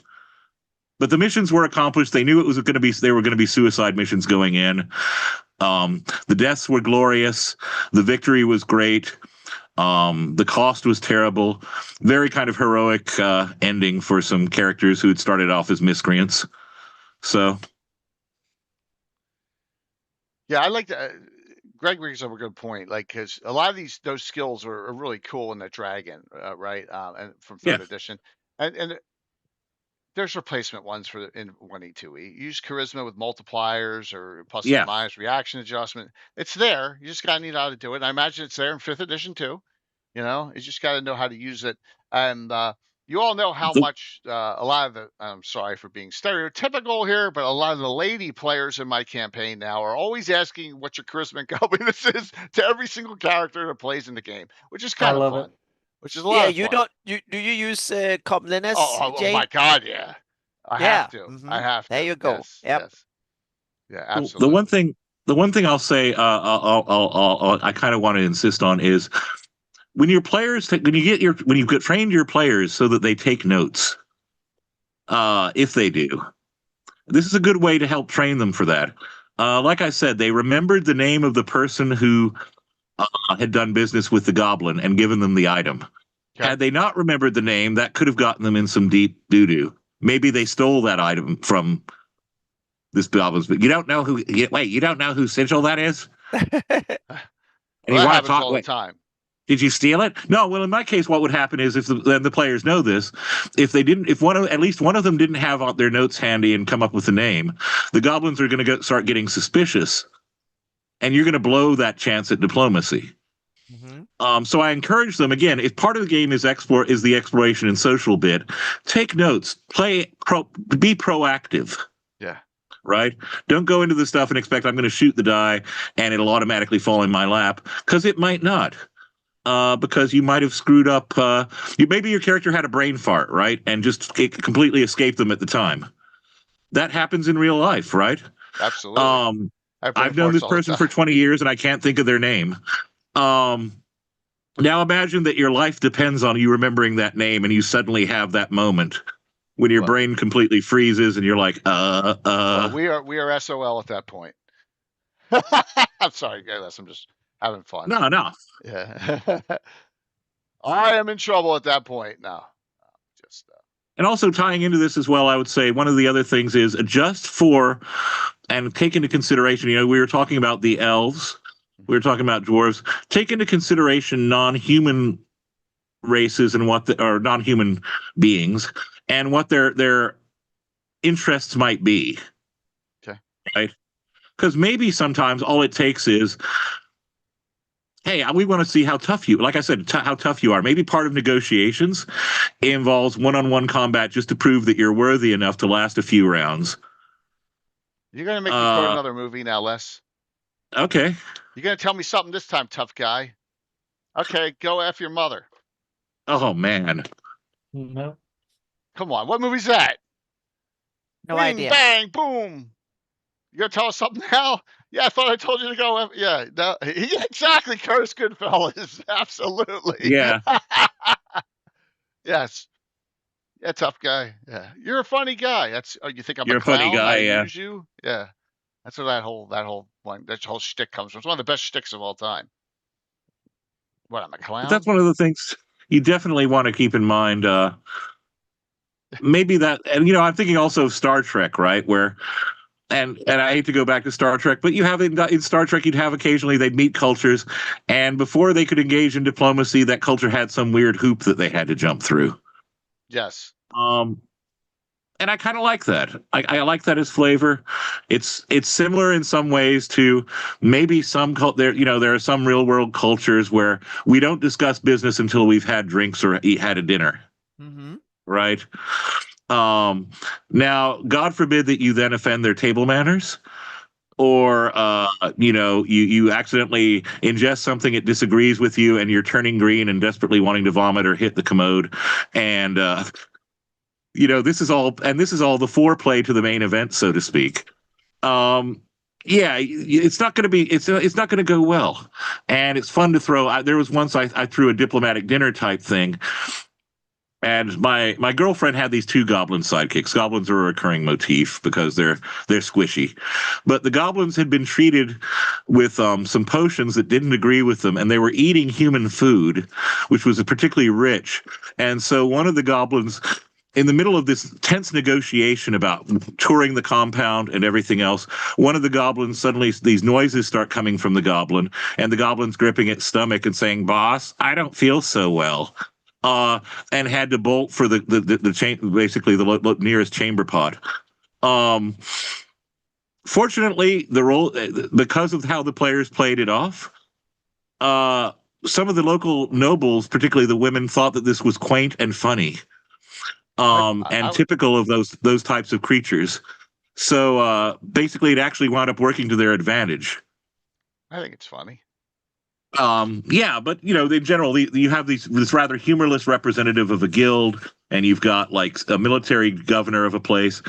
Fortunately, their wives really liked this stuff and thought, "Oh, that's hilarious." Did you see the expression on that thing's face? In fact, there was a scene just like that in Van Wilder. I'm sorry, I did too many movies tonight. I mean, seriously, it was exactly the same scene almost. But yeah, no, you're absolutely that's correct. A typical. I mean, that goes back. There's some stuff in Regency comedy even like that, right? Where the aristocrats love having the local yokels simply because, oh my God, that's so quaint. He just vomited on his shoe. It's so charming. The funny what guy. these peasants do. Yep. But you can play this a number of ways, and like I said, the other thing is, and I hope you'll agree with me, Anna, diplomacy doesn't always have to be serious business. You can throw curveballs like that in and throw comedy. Oh yeah, definitely, and it can use both to disarm and be friendly, but also a way to kind of throw someone off the loop so you can see what they're made get a of, glimpse so of who they really are. Yep. Yeah. Mike, you've been awfully quiet the last half hour to 45 minutes. He's scheming his next move. No input on this. Really? You have no Sea Prince's diplomacy? No, I'm brain dead right now. Okay. All right. We'll let you be brain dead then. I was going to say, give me an example. You come up I with could some throw out cool some ideas. question. I could throw out some questions. Go for it. Let's do it. Yeah. Zero input. Yeah, go through a question. Yeah. Right. Okay, no. So certain gods, religions in Greyhawk have a tendency to be good for good diplomats, as Living Great Gazetteer talks about. One of them, I mean, there's obvious ones like Rao, but one of them, curiously, I saw was Jorami.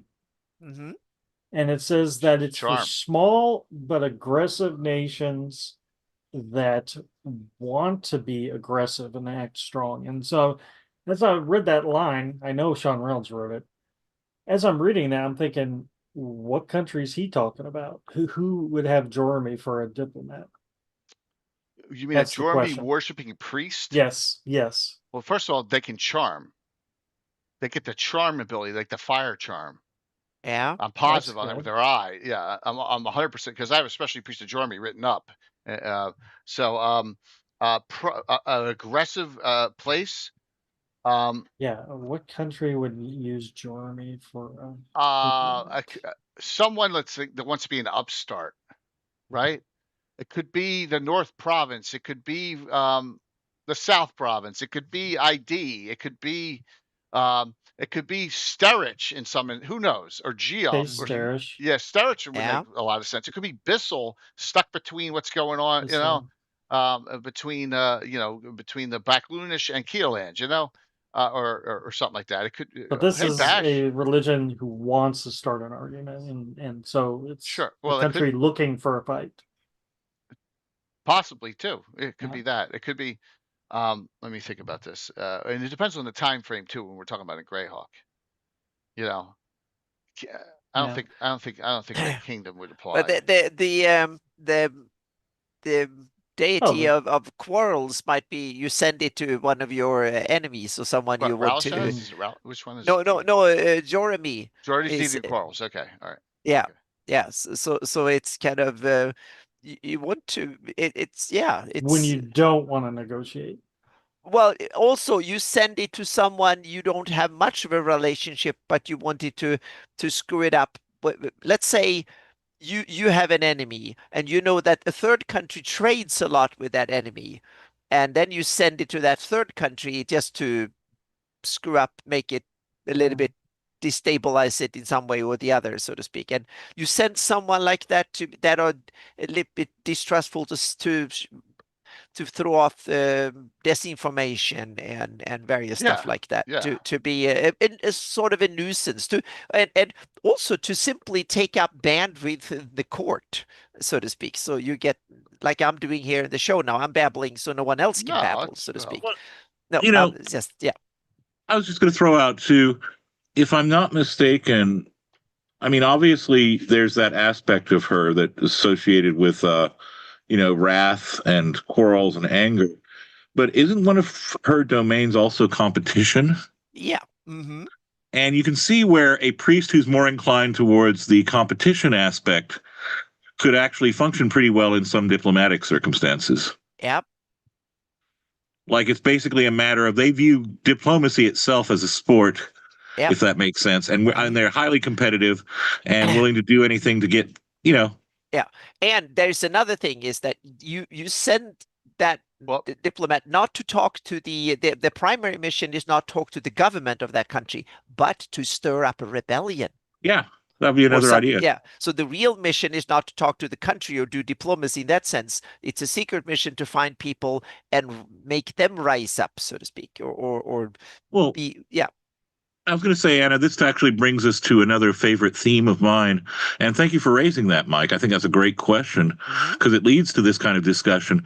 How do you view diplomacy? We mentioned soft power, we mentioned hard power. Do you see it purely as something that works to your advantage, or are you really, really, really concerned about the other party's well-being? Or is it is there a kind of competitiveness? Is there I mentioned that idea of the extension of war being the extension of politics or policy by other means. The same can be true of diplomacy, right? Are you basically trying to one up the country that you're negotiating with, or to come up with something that's purely to your advantage or primarily to your advantage, or are you looking for mutual benefit? It depends. If you're a good country, you would definitely look after others too, because that Depending. benefits you long Again, term. because you have that idea that good nations can be at each other's. Yeah. You want So friends, and that extends. If you look at the real world, having friends is almost a necessity, regardless of your size, yes, because and yet others, many of our allies, or at least some of our allies I can think of, Yeah. there have been cases where our allies have subverted some of our purposes. We've subverted some of theirs, Yeah. and they've actually engaged actively in espionage against us. So yeah, it's that's the saying is that you have to keep your enemies close and your friends closer. So yeah. or And your so enemies even closer. So yeah. the So reason I get to that, the yeah. reason I mention all this, of course, is again that idea. If you see it as competition, if you see it as a game, if you're a Yojimbo trying to play both sides to your advantage, I could totally see Yeah. a cleric of Jorami playing a similar role politically, if that makes sense. Yeah. Where it's like I'm negotiating with these people, or I'm bringing these people together to negotiate, but ultimately I want to see how advantageous it is to the people I'm representing, or to the power I'm representing. And now we have Goblin Wars brings up a really good point that we need to cover beforehand, because in today's world where we have governments and institutions and countries, political marriages are not fashionable anymore. But in the day of feudalism, and when the countries were represented not by governments but by royals whose bloodline was important. So you struck a peace not by making a peace negotiation, but often by marriage, because bloodlines were really, really important. And rulers. Then you kidnap one of them, and they become a vampire. Yeah. No, I'm just kidding. Exactly. But that's the other side of it. But when a country is the personal belonging of the sovereign running it, then whoever that sovereign marry and who becomes the heirs and stuff becomes vitally important as a part of state than its survival, so to speak. And that is in a medieval-esque fantasy world, that is probably very, very, very common. There are probably other parts, meaning we have the Hey, Mike. yeomanry that has kind of a democracy, and some of them are probably not inherited royalty. They are like elected royalty, or you have to prove yourself in combat. Like all maybe you if you can, they every year they try to defeat the current ruler, and if you manage to, you will be the next guy running the show for until you defeat it, so to speak. But marriage is a really important bit there. Yep. Well, there was going to be a marriage between Fiorenti and Valuna. It never happened. That was what I was alluding to. Exactly. Yes. Yep. And by the way, Anna, there are political marriages all the time in real life still. Look at the one who was married to, look at the one who's married to Anthony Weiner. She just got remarried to some other political hack as well. Who? Oh God, what's her name? Who? She was married to Anthony Weiner and then got divorced from him and just got remarried to some other political hack just recently, just like last week. Now I had no idea who you're talking about. Yeah, the son of George Soros. Yeah. Oh, gotcha. Yeah. My God. But that's more economy than and political influence on the side, so to speak. Political power. Yeah, absolutely. Yeah. Well, George Soros doesn't have much real political power, more than influential. So oh my to speak. gosh! Let's not go there. Oh my gosh! Yeah. All right. Yeah. So, have you seen my baseball? Oh my God, Curtis, that's funny. That's Harry Met Sally. Thanks, Sam, for that pickup there. But yeah, I can't think of any other political marriages. Soft power we're talking about, so to speak. That's a typical soft power. Yep. Meaning George Soros doesn't have an army, so soft power. Yep. Well, you have to assume possibly that we talked about before. You have actors that are not state actors that have. But I'm saying even within. So to speak. Yeah. Even within, say, Celine, you have to assume that certain marriages, especially long-lasting elves, that they're marriages of comfort and convenience and probably political stuff with the clans, as much as they are of love. That's and certainly go that route. I don't have my Celine that way though, Les, but that's okay. You may have yours differently. I'm just basing that on the idea that there might be. How can I put this? This wouldn't be true of all elves, obviously, but you might want to solidify bonds between clans, or they might have been solidified in the past through political marriage. Yep. And speaking of George Soros, that brings up another topic that I think we need to touch a little bit, and that's the role of the coin, which since in GREYHAWK we don't have fiat currency, we have hard currency, meaning we have the gold standard, so to speak. And Thanks, Mike. And that brings up other interesting stuff, because money has in more real value than in the real world, where we have fiat currencies rule, or have ruled for almost a century now.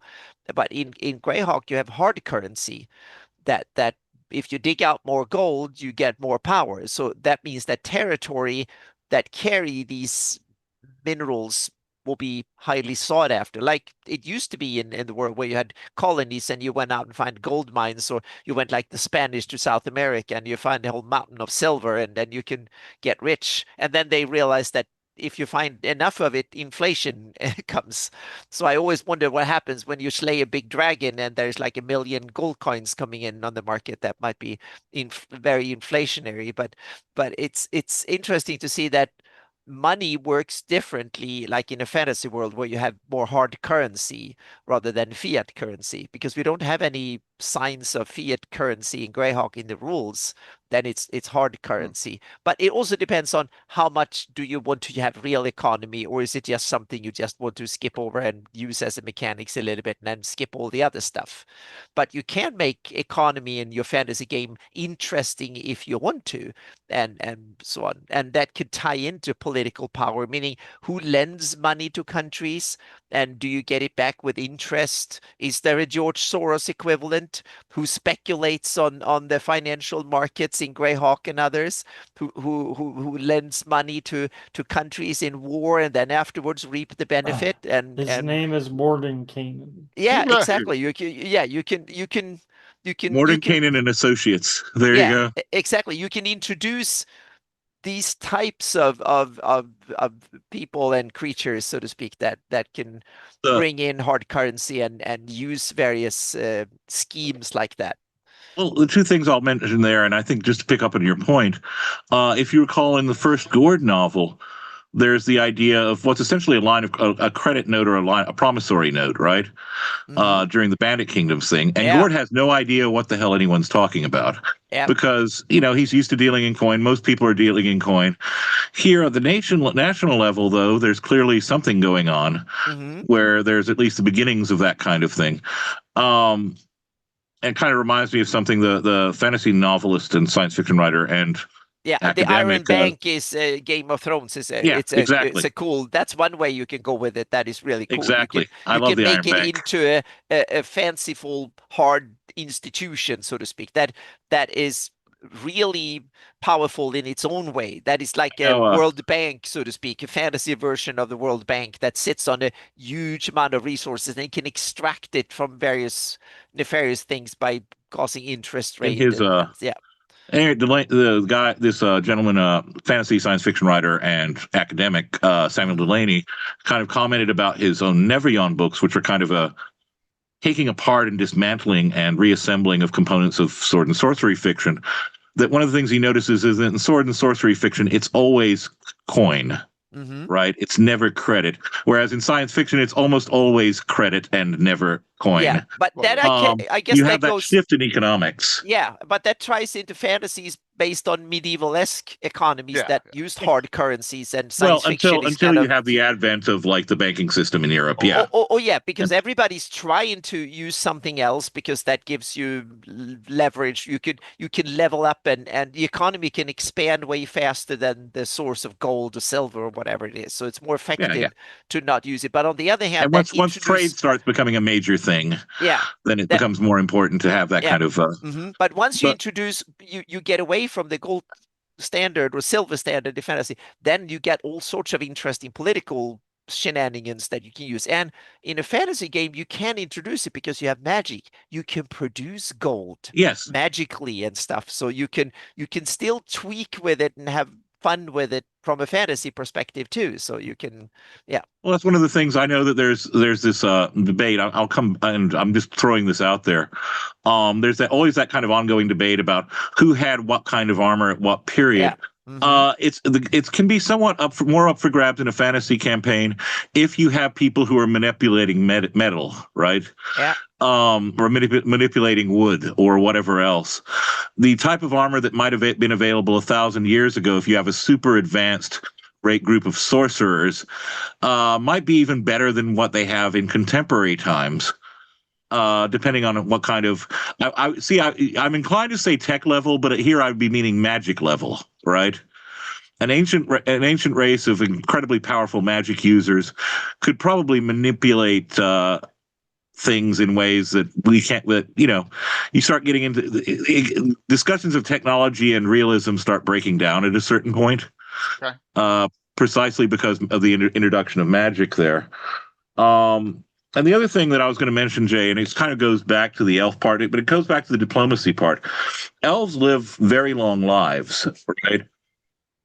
And I think that one of the things that we need to keep in mind particularly when you're dealing with NPCs and rulers and nobles who are elves, is that they are going to, most of them are going to be pretty much advanced in years, right? The ones who are in leadership positions. Not in GREYHAWK. They've been around for a while, huh? Not in GREYHAWK. We've had this discussion. There's no elf in published source that's over 660 years old. Which is still older than your average PC, probably. Well, it is, but it's like when the Grey elves are supposed to live up to 2,000 years. Yeah. But I'm saying that in this case, again, that doesn't contradict my point. My point, in fact, it kind of reinforces it. The older the elves, and by that I was saying they get to be very old. I'm sorry, if I could live to be 600 now, I would probably sacrifice my big toe at the very least, and possibly an organ. I don't know if you want to no, and that's the point, is that we can't conceive of what 600 years would be like, right? The worldview that would set in with that, what an elf might perceive as freedom at 400 years, 500 years, 600 years, might be different, radically different than even an adult human would recognize as freedom. So I can see where these older elves are, I don't want to say more conservative, but I'm saying that they're more likely to say, I had my time, now I'm going to settle down and do my bit for whatever. It doesn't break the chaotic good thing at all. It just means that their perspective has changed. And I think that kind of ties into, again, the stuff we've discussed before about elves and the idea of cycles and seasons and change. It's like, if you look at it in terms of trees, they go through phases, right? And I kind of tend to think of my elves as going through phases as well, from sapling all the way to, basically a crumbling old remnant of what was once the great tree. So, and then they know it's time to pass on, right? So yeah, again, we kind of get hung up on that elves are like pointed-eared humans, or dwarves are like little humans. Their worldview is going to be different, but both because of their longevity and because of their focus, the focus of their interests. Humans are a wide-ranging variety. We're a mess, right? We're all over the place. At least as portrayed originally and so forth, the demi-humans, like humanoids, tend to have fairly narrow focuses. You have outliers, but as a whole, mostly chaotic good, mostly this. Humans are all over the place, and likewise, they have on top of that, they have the life expectancy thing. So I would try to, when role-playing diplomacy with them, why is the thing that you're bringing to an elf that important? Like, this could be a passing matter, right? This is something that's inconsequential. Why is it so important? You see what I mean? Like, you might have to convince the elf that something that you see as a human as being important is of equal importance to elves. I understand that. I do. But when I look at, I hate to, we're going off on a tangent here. When I go look at my Selene elves, I look at the history from the Hateful Wars. I mean, that's only 105, 110, 120 years in the past, right? From the timeline, and those elves are they're not that they don't think that way. There's not that thought process. I would say that they do. Here's where the disagreement would set in. I would say that what they're doing is A, it was an immediate existential threat or perceived as that, and B, they have long-standing tensions and hostilities with the races that were on the other side of the Hateful Wars. Yeah, well, okay. So it's not something where it was like suddenly, let's do this, and now we have a lingering. This has been going on for thousands of years, or however long elves have been on the planet. Right. This has been going on. Yeah. And it was perceived as an existential threat. So, whereas I'm talking about, okay, there's this creature down the road that's getting out of hand. Why is that of interest to an elf? They can understand. Matter of fact, they would probably argue, why haven't humans just helped us to destroy all the orcs, right? These humans just seem to be about things. The druids have this neutrality thing. Man, humans can be really annoying. But when it comes to there's a commitment issue that I think that they could perceive with humans. But then when humans have something that's interesting, there's a giant tree that's attacking our trade route. Okay? So a giant tree is attacking your trade route. And how does this affect us? Why is this of interest to us? Does it pose any danger to us? Why should we help you? What's in our interests? Yeah. Sounds very... I'm sorry, it just sounds too Middle Earth to me. I mean, that's just me. I would say that's like classic elf. You know what I'm saying? Remember, the elves of folklore are not human. They're at a distant. They seldom interact. The Fae as creatures, all these outsider beings, they're not human, and they don't always interact with humans. So I'm kind of trying to get more into Paul Anderson rather than Tolkien. Okay. Yeah, I agree with you, Les, and also that the demi-humans and elves are so underutilized and underdeveloped in Greyhawk. So I think you, in your campaign, you should probably there's a lot of room where you can maneuver in different directions. You can go more Tolkien-esque if you want to. You can do it some other way and so on because the elves. Well, I think when we see yeah. the scene in Artifact of Evil, right, when they turn up at this would be another good example of diplomacy. You turn up at the court of Selene, and they aren't happy to see you. In fact, quite the opposite. And it's only when you lay on the table that there's an obvious existential threat. Oh, so that now we elves will get involved to some degree. So again, I'm basing that again. I'm thinking that part of that might be Tolkien. It's certainly also Paul Anderson. It's not. These are kind of the elves where it's like you turn up on their doorstep, and you're a human, and they're like, okay, so remind me why you're here again in the middle of one of our high celebrations. I just prefer adventuring elves like Melf. Yeah, and the thing is that those are going to be younger. They're going to be, you know what I'm saying? I can't think of too many examples of ancient or old, really old adventuring elves. No, very few. Very, very few. So that's why I think of that. Okay. And again, it's a matter of how you would negotiate with them. Okay. But there you go. I just opened a can of worms, right? So it's all good. No, it's just my Selenian kingdom is so much different than both of yours. And that's okay. There's nothing wrong with that. I mean, my Selenian Sam's got it. Paul Anderson's The Broken Sword was the book I was thinking of. Mm-hmm.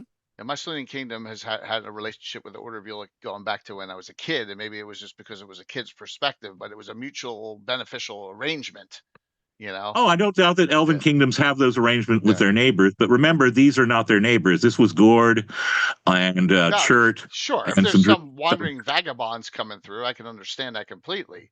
Well, not wandering vagabonds. Deidre is a noble, but the point is that you don't just turn up. It might be more expected with some people from Ulic, whereas someone just turning up, even if you're someone who's respectable and they know your name, you're not someone who we normally deal with. Okay, that kind of thing. I can understand that. I can see that in any kingdom.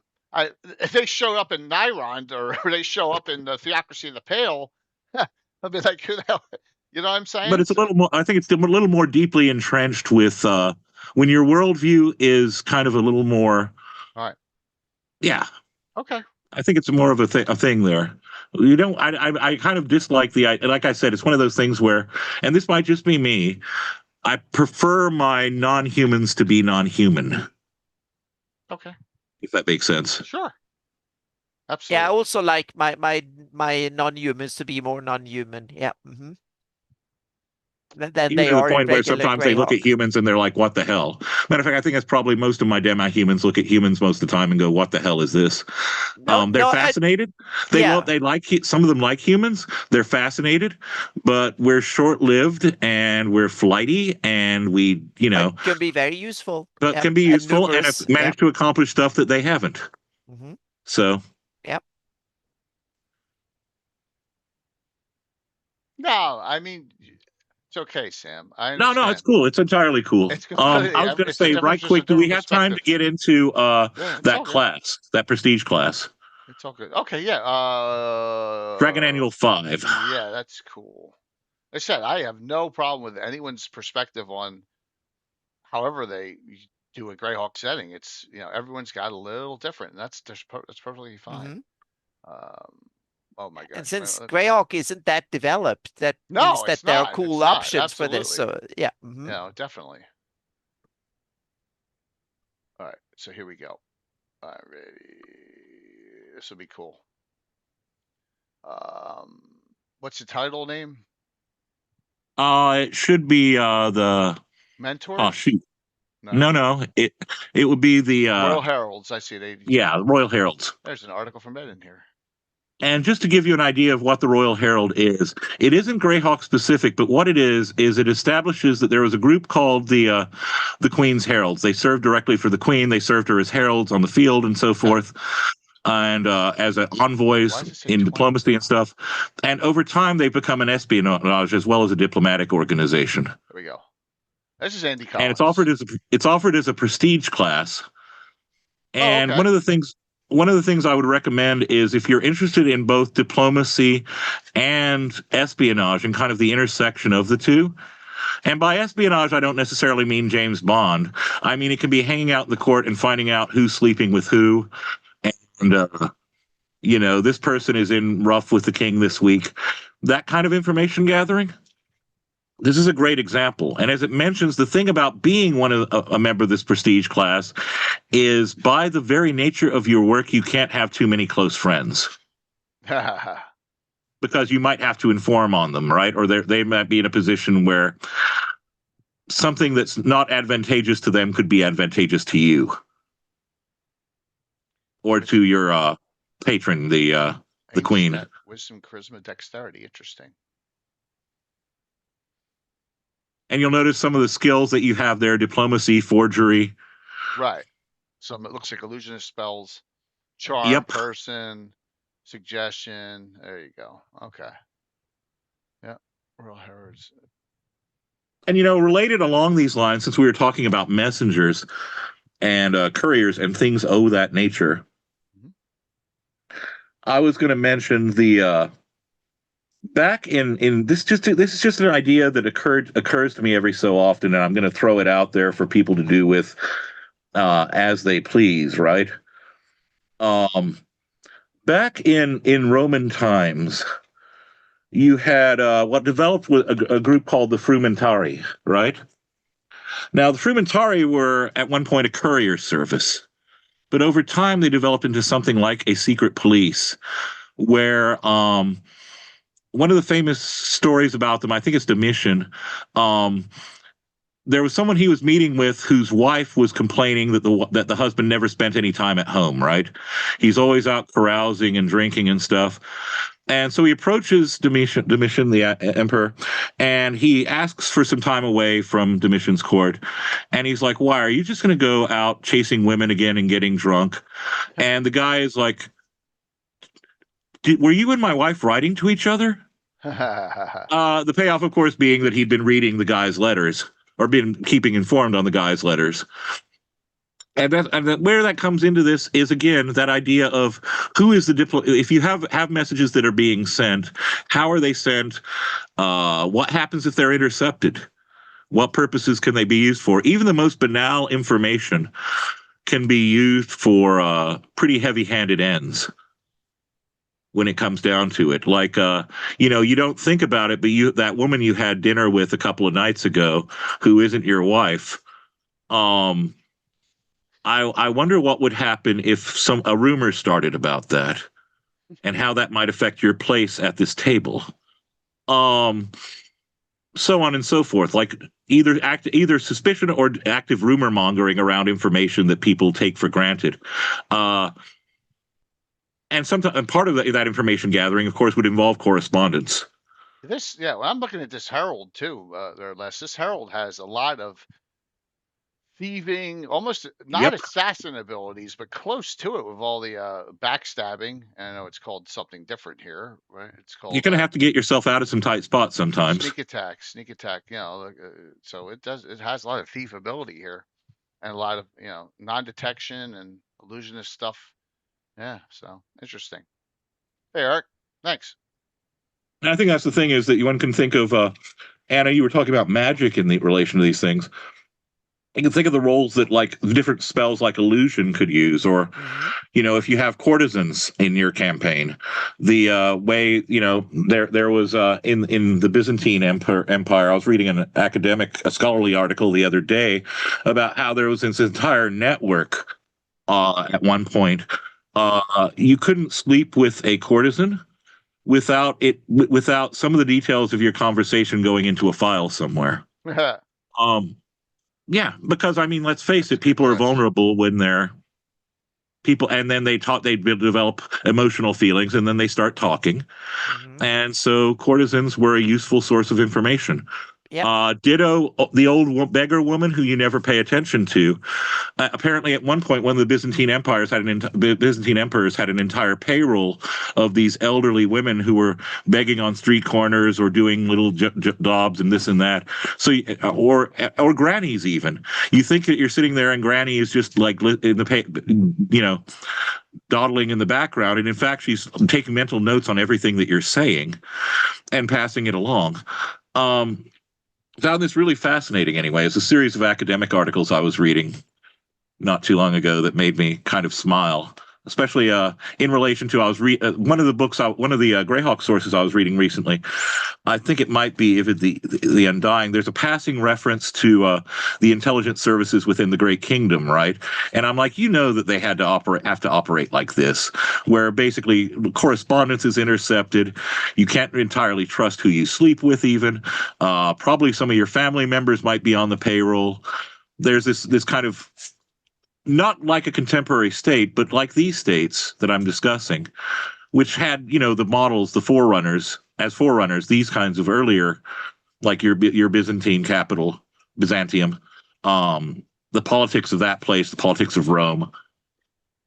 People have always understood that part of power is knowledge and information. Mm-hmm.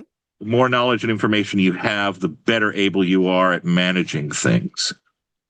And also at times at stirring crap up so that, crap is stirred when you want it stirred, and usually to your advantage. So just something to think about. Anyway, that's just me droning on. Well, it's funny because the ever mysterious Tim had she looked like an old lady with knitting needles. She was an assassin. Oh, yeah. Now her Oh, yeah. name, he says it's named after his real aunt, Aunt J. So what the rest of it is. Doesn't he know? I could guess. Doesn't he know I'm live now? You know I'm live right now, right? Oh no. It's Wednesday night. Oh yeah. Yeah, I'll talk to you later. All right, man. I'll talk to you soon. All right, bye. You have a mysterious Tim, everyone. Yep. So, yeah. So, and when the religion season, yeah. So, and Curtis is right. Codes, code words, paroles, dead drops, exchanges, tradecraft. All that stuff is fascinating, and it's also, useful. I mean, how do you operate a dead drop? And where would you place one in the city of GREYHAWK? Where would you place one in Roxas? Where would you place one in Reldreven? Where would you place one in Spinecastle? I know where I'd place mine in GREYHAWK, right underneath one of those spots. You could stick it right under that bridge of entwined hearts somewhere. There you go. There you go. Yeah. Easy walking up, just some fun things. Yeah, I miss GREYHAWK City adventuring. Maybe we'll get back to it. There's a lot of our groups that are even in GREYHAWK now are outside the city, but a lot of real fun was in GREYHAWK. So yeah, I think when I resume the campaign, whenever that is, I'm going to have to start it up in GREYHAWK again because it's been a couple of years since I've had run players through the Free City. Yeah, well, and I miss it. Sounds like you've traumatized your guys in Spinecastle enough, right? Well, now they're being traumatized elsewhere by Jonathan and Icarus is DMing them through some adventures. Oh, good. And so while I take a break and do some other stuff, and so they're I'm leaving it to him to traumatize them. Good. Very cool. All right, so look at that. We got through 2 hours almost, right? So, Mike, what did you wean out of this? What? Yeah, what did you wean out of this discussion tonight? What did I wean? Yeah, what'd you learn? I'll have to get back to you on that. He's learned one of the other rules of diplomacy and espionage: never give up too much freely. Yes, that's true. Yep. Yeah. Lots of intrigue and backstabbing and all sorts of that kind of stuff in Tim Adventures. Let me tell you, all the time. Yeah, he's very good at it. Well, I think that's a major theme in GREYHAWK, right? With the number of illusionists and. Well, he's a city-state invincible overlord. His campaign. Oh, okay, that's true. Yeah, that is right. That's city-state. Yeah. But yeah, it's definitely for GREYHAWK. I think this kind of thing, it feeds into a lot of that stuff about illusions and deception and disguise that you find throughout the early characters not being whom they appear to be or claim to be. Yeah. So it fits nicely with those themes. So, Anne, anything in closing? I just want to say that this is something it's a bottomless topic. You can both, when it comes to, you can kind of make comparison to the real world, you can tweak things, whatever. But I think it's a really cool place where you can use a lot of this as cool inspiration for your campaigns, meaning, yeah, no, courtly life, whether it's the open court or what's going on at night, so to speak, the secret dealings, all of that fun stuff. It's awesome adventure fuel for your campaign. So there's a lot of cool stuff with it. And it's also interesting surroundings. You have all the gossipy stuff and the costume drama things and the dungeons and by the imprison things. You have to go and talk to prisoners. You have to and all the there's so much drama in this that ties into it, the economic side and stuff. So if you have greedy players or players that play greedy characters, that this is where you could be on the side taking bribes and stuff. So as a GM, you can start trying to bribe the characters and see what the players do with that. And yeah, there's enormous potential here. Very cool. And Les, anything? And I just love espionage, and I love, watching people. There's a thin line, I always think of the classic, do you want to see a man-eating chicken thing from Mark Twain? You want to see a man eating chicken? And I'll show you an image of a man sitting at a table eating a chicken. This is, I say this, it sounds arbitrary, but it relates to that idea of diplomacy. It relates to the idea of espionage, and it relates to the idea of things not being what they purport to be, or being what they purport to be in a way different from what you expect. Okay. It's part of, a game within a game. The diplomacy thing, sometimes, like as we were saying, it's gunboat diplomacy. Sometimes it's you convincing someone that what's in their interest is in your interest, only they should be the ones to dirty their hands with it. Yeah. Think about panda diplomacy in a fantasy world might be interesting. Exactly. Yeah. Mm-hmm. And within that, you have, confidence artists. You had Gygax had been planning to introduce a Montebank kind of thing. And there's, I would argue, a thin line at times between a con artist and a diplomat. At times, and depending on the diplomat and situation. But they require similar skill sets at times, I think. The ability to persuade, the ability to convince someone that your interests and their interests coincide, or that it's at least beneficial to you to play along with them and their interests. The idea that you have short and long-term games that you play, right? There are short-term cons, there are long-term cons. Likewise, in diplomacy, you have short-term goals and you have long-term goals. And you can draw that distinction as well between tactics and strategy if you want to think of it that way. But yeah, so that's again, I would say that it's kind of the nice flip side, or it can inform these adventures in a way that flesh them out and sometimes get your players gloriously over their heads. Yeah. Like they didn't expect to be drawn into this, and now they've been suckered into things and they don't know exactly who to trust. And oh no, we just insulted this guy's mother, and now he's not going to listen to us. And now we've got to go find help from his enemy, which is going to put us in bad with somebody else. Yeah, it puts them into positions where they have to think through and keeps them on their toes, I guess is what I would say. Okay. Excellent discussion. This is just cool. It's fun. Yeah. Excellent discussion. Lots of, we had to get into a lot of theoretical and what ifs and ideas. Aggressive negotiations. There you go, Moose. Yeah, absolutely. Anyone have anything that's going on? As you all know, I will be out for a while starting tomorrow. So yeah. At least a week of no streams. Yeah, I will have a live stream Friday.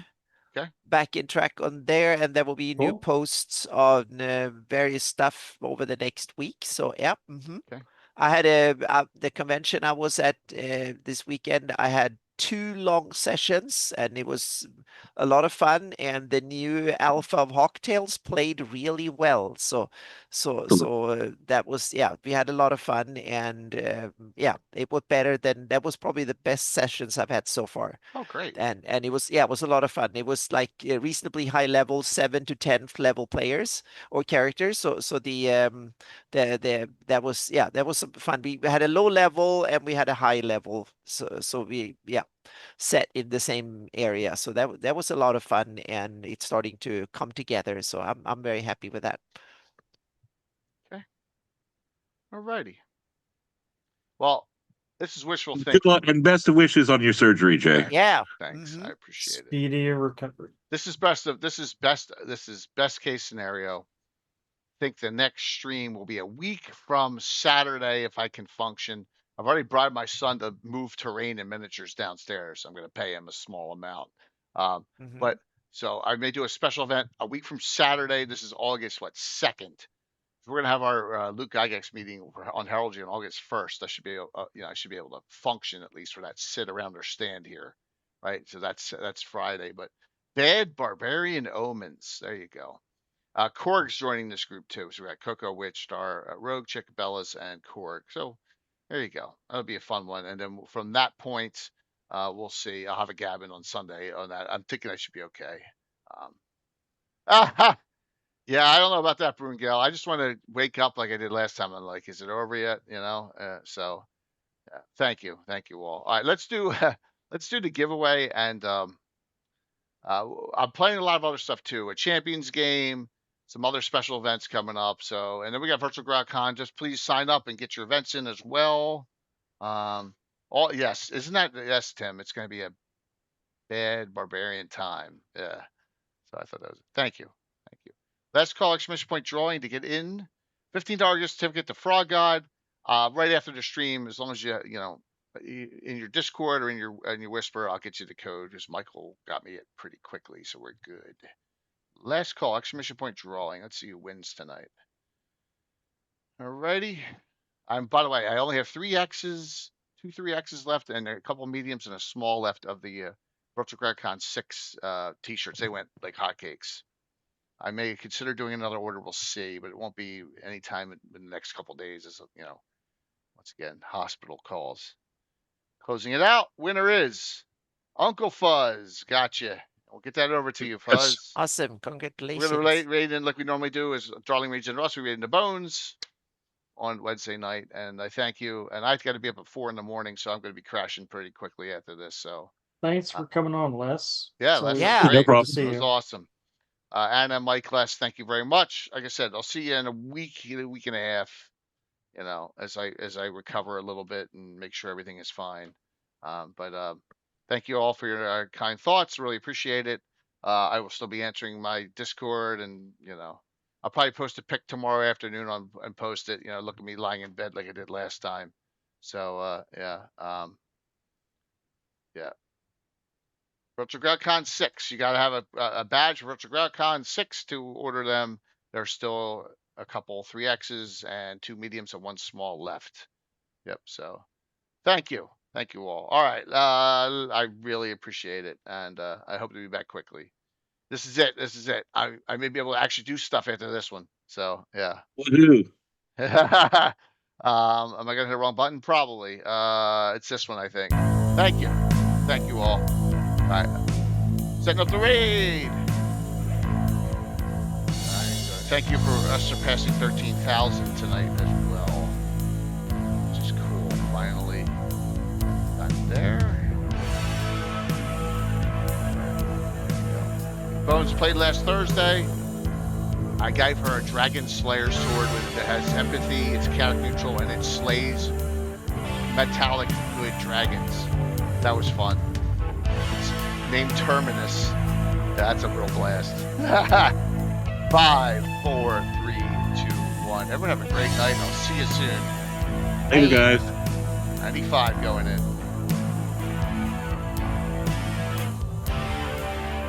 Sure we went. That's what we did. Yeah. Wow. That's good numbers. Yeah, absolutely. Yep. All righty. Close this out. Thanks, everyone. Oh.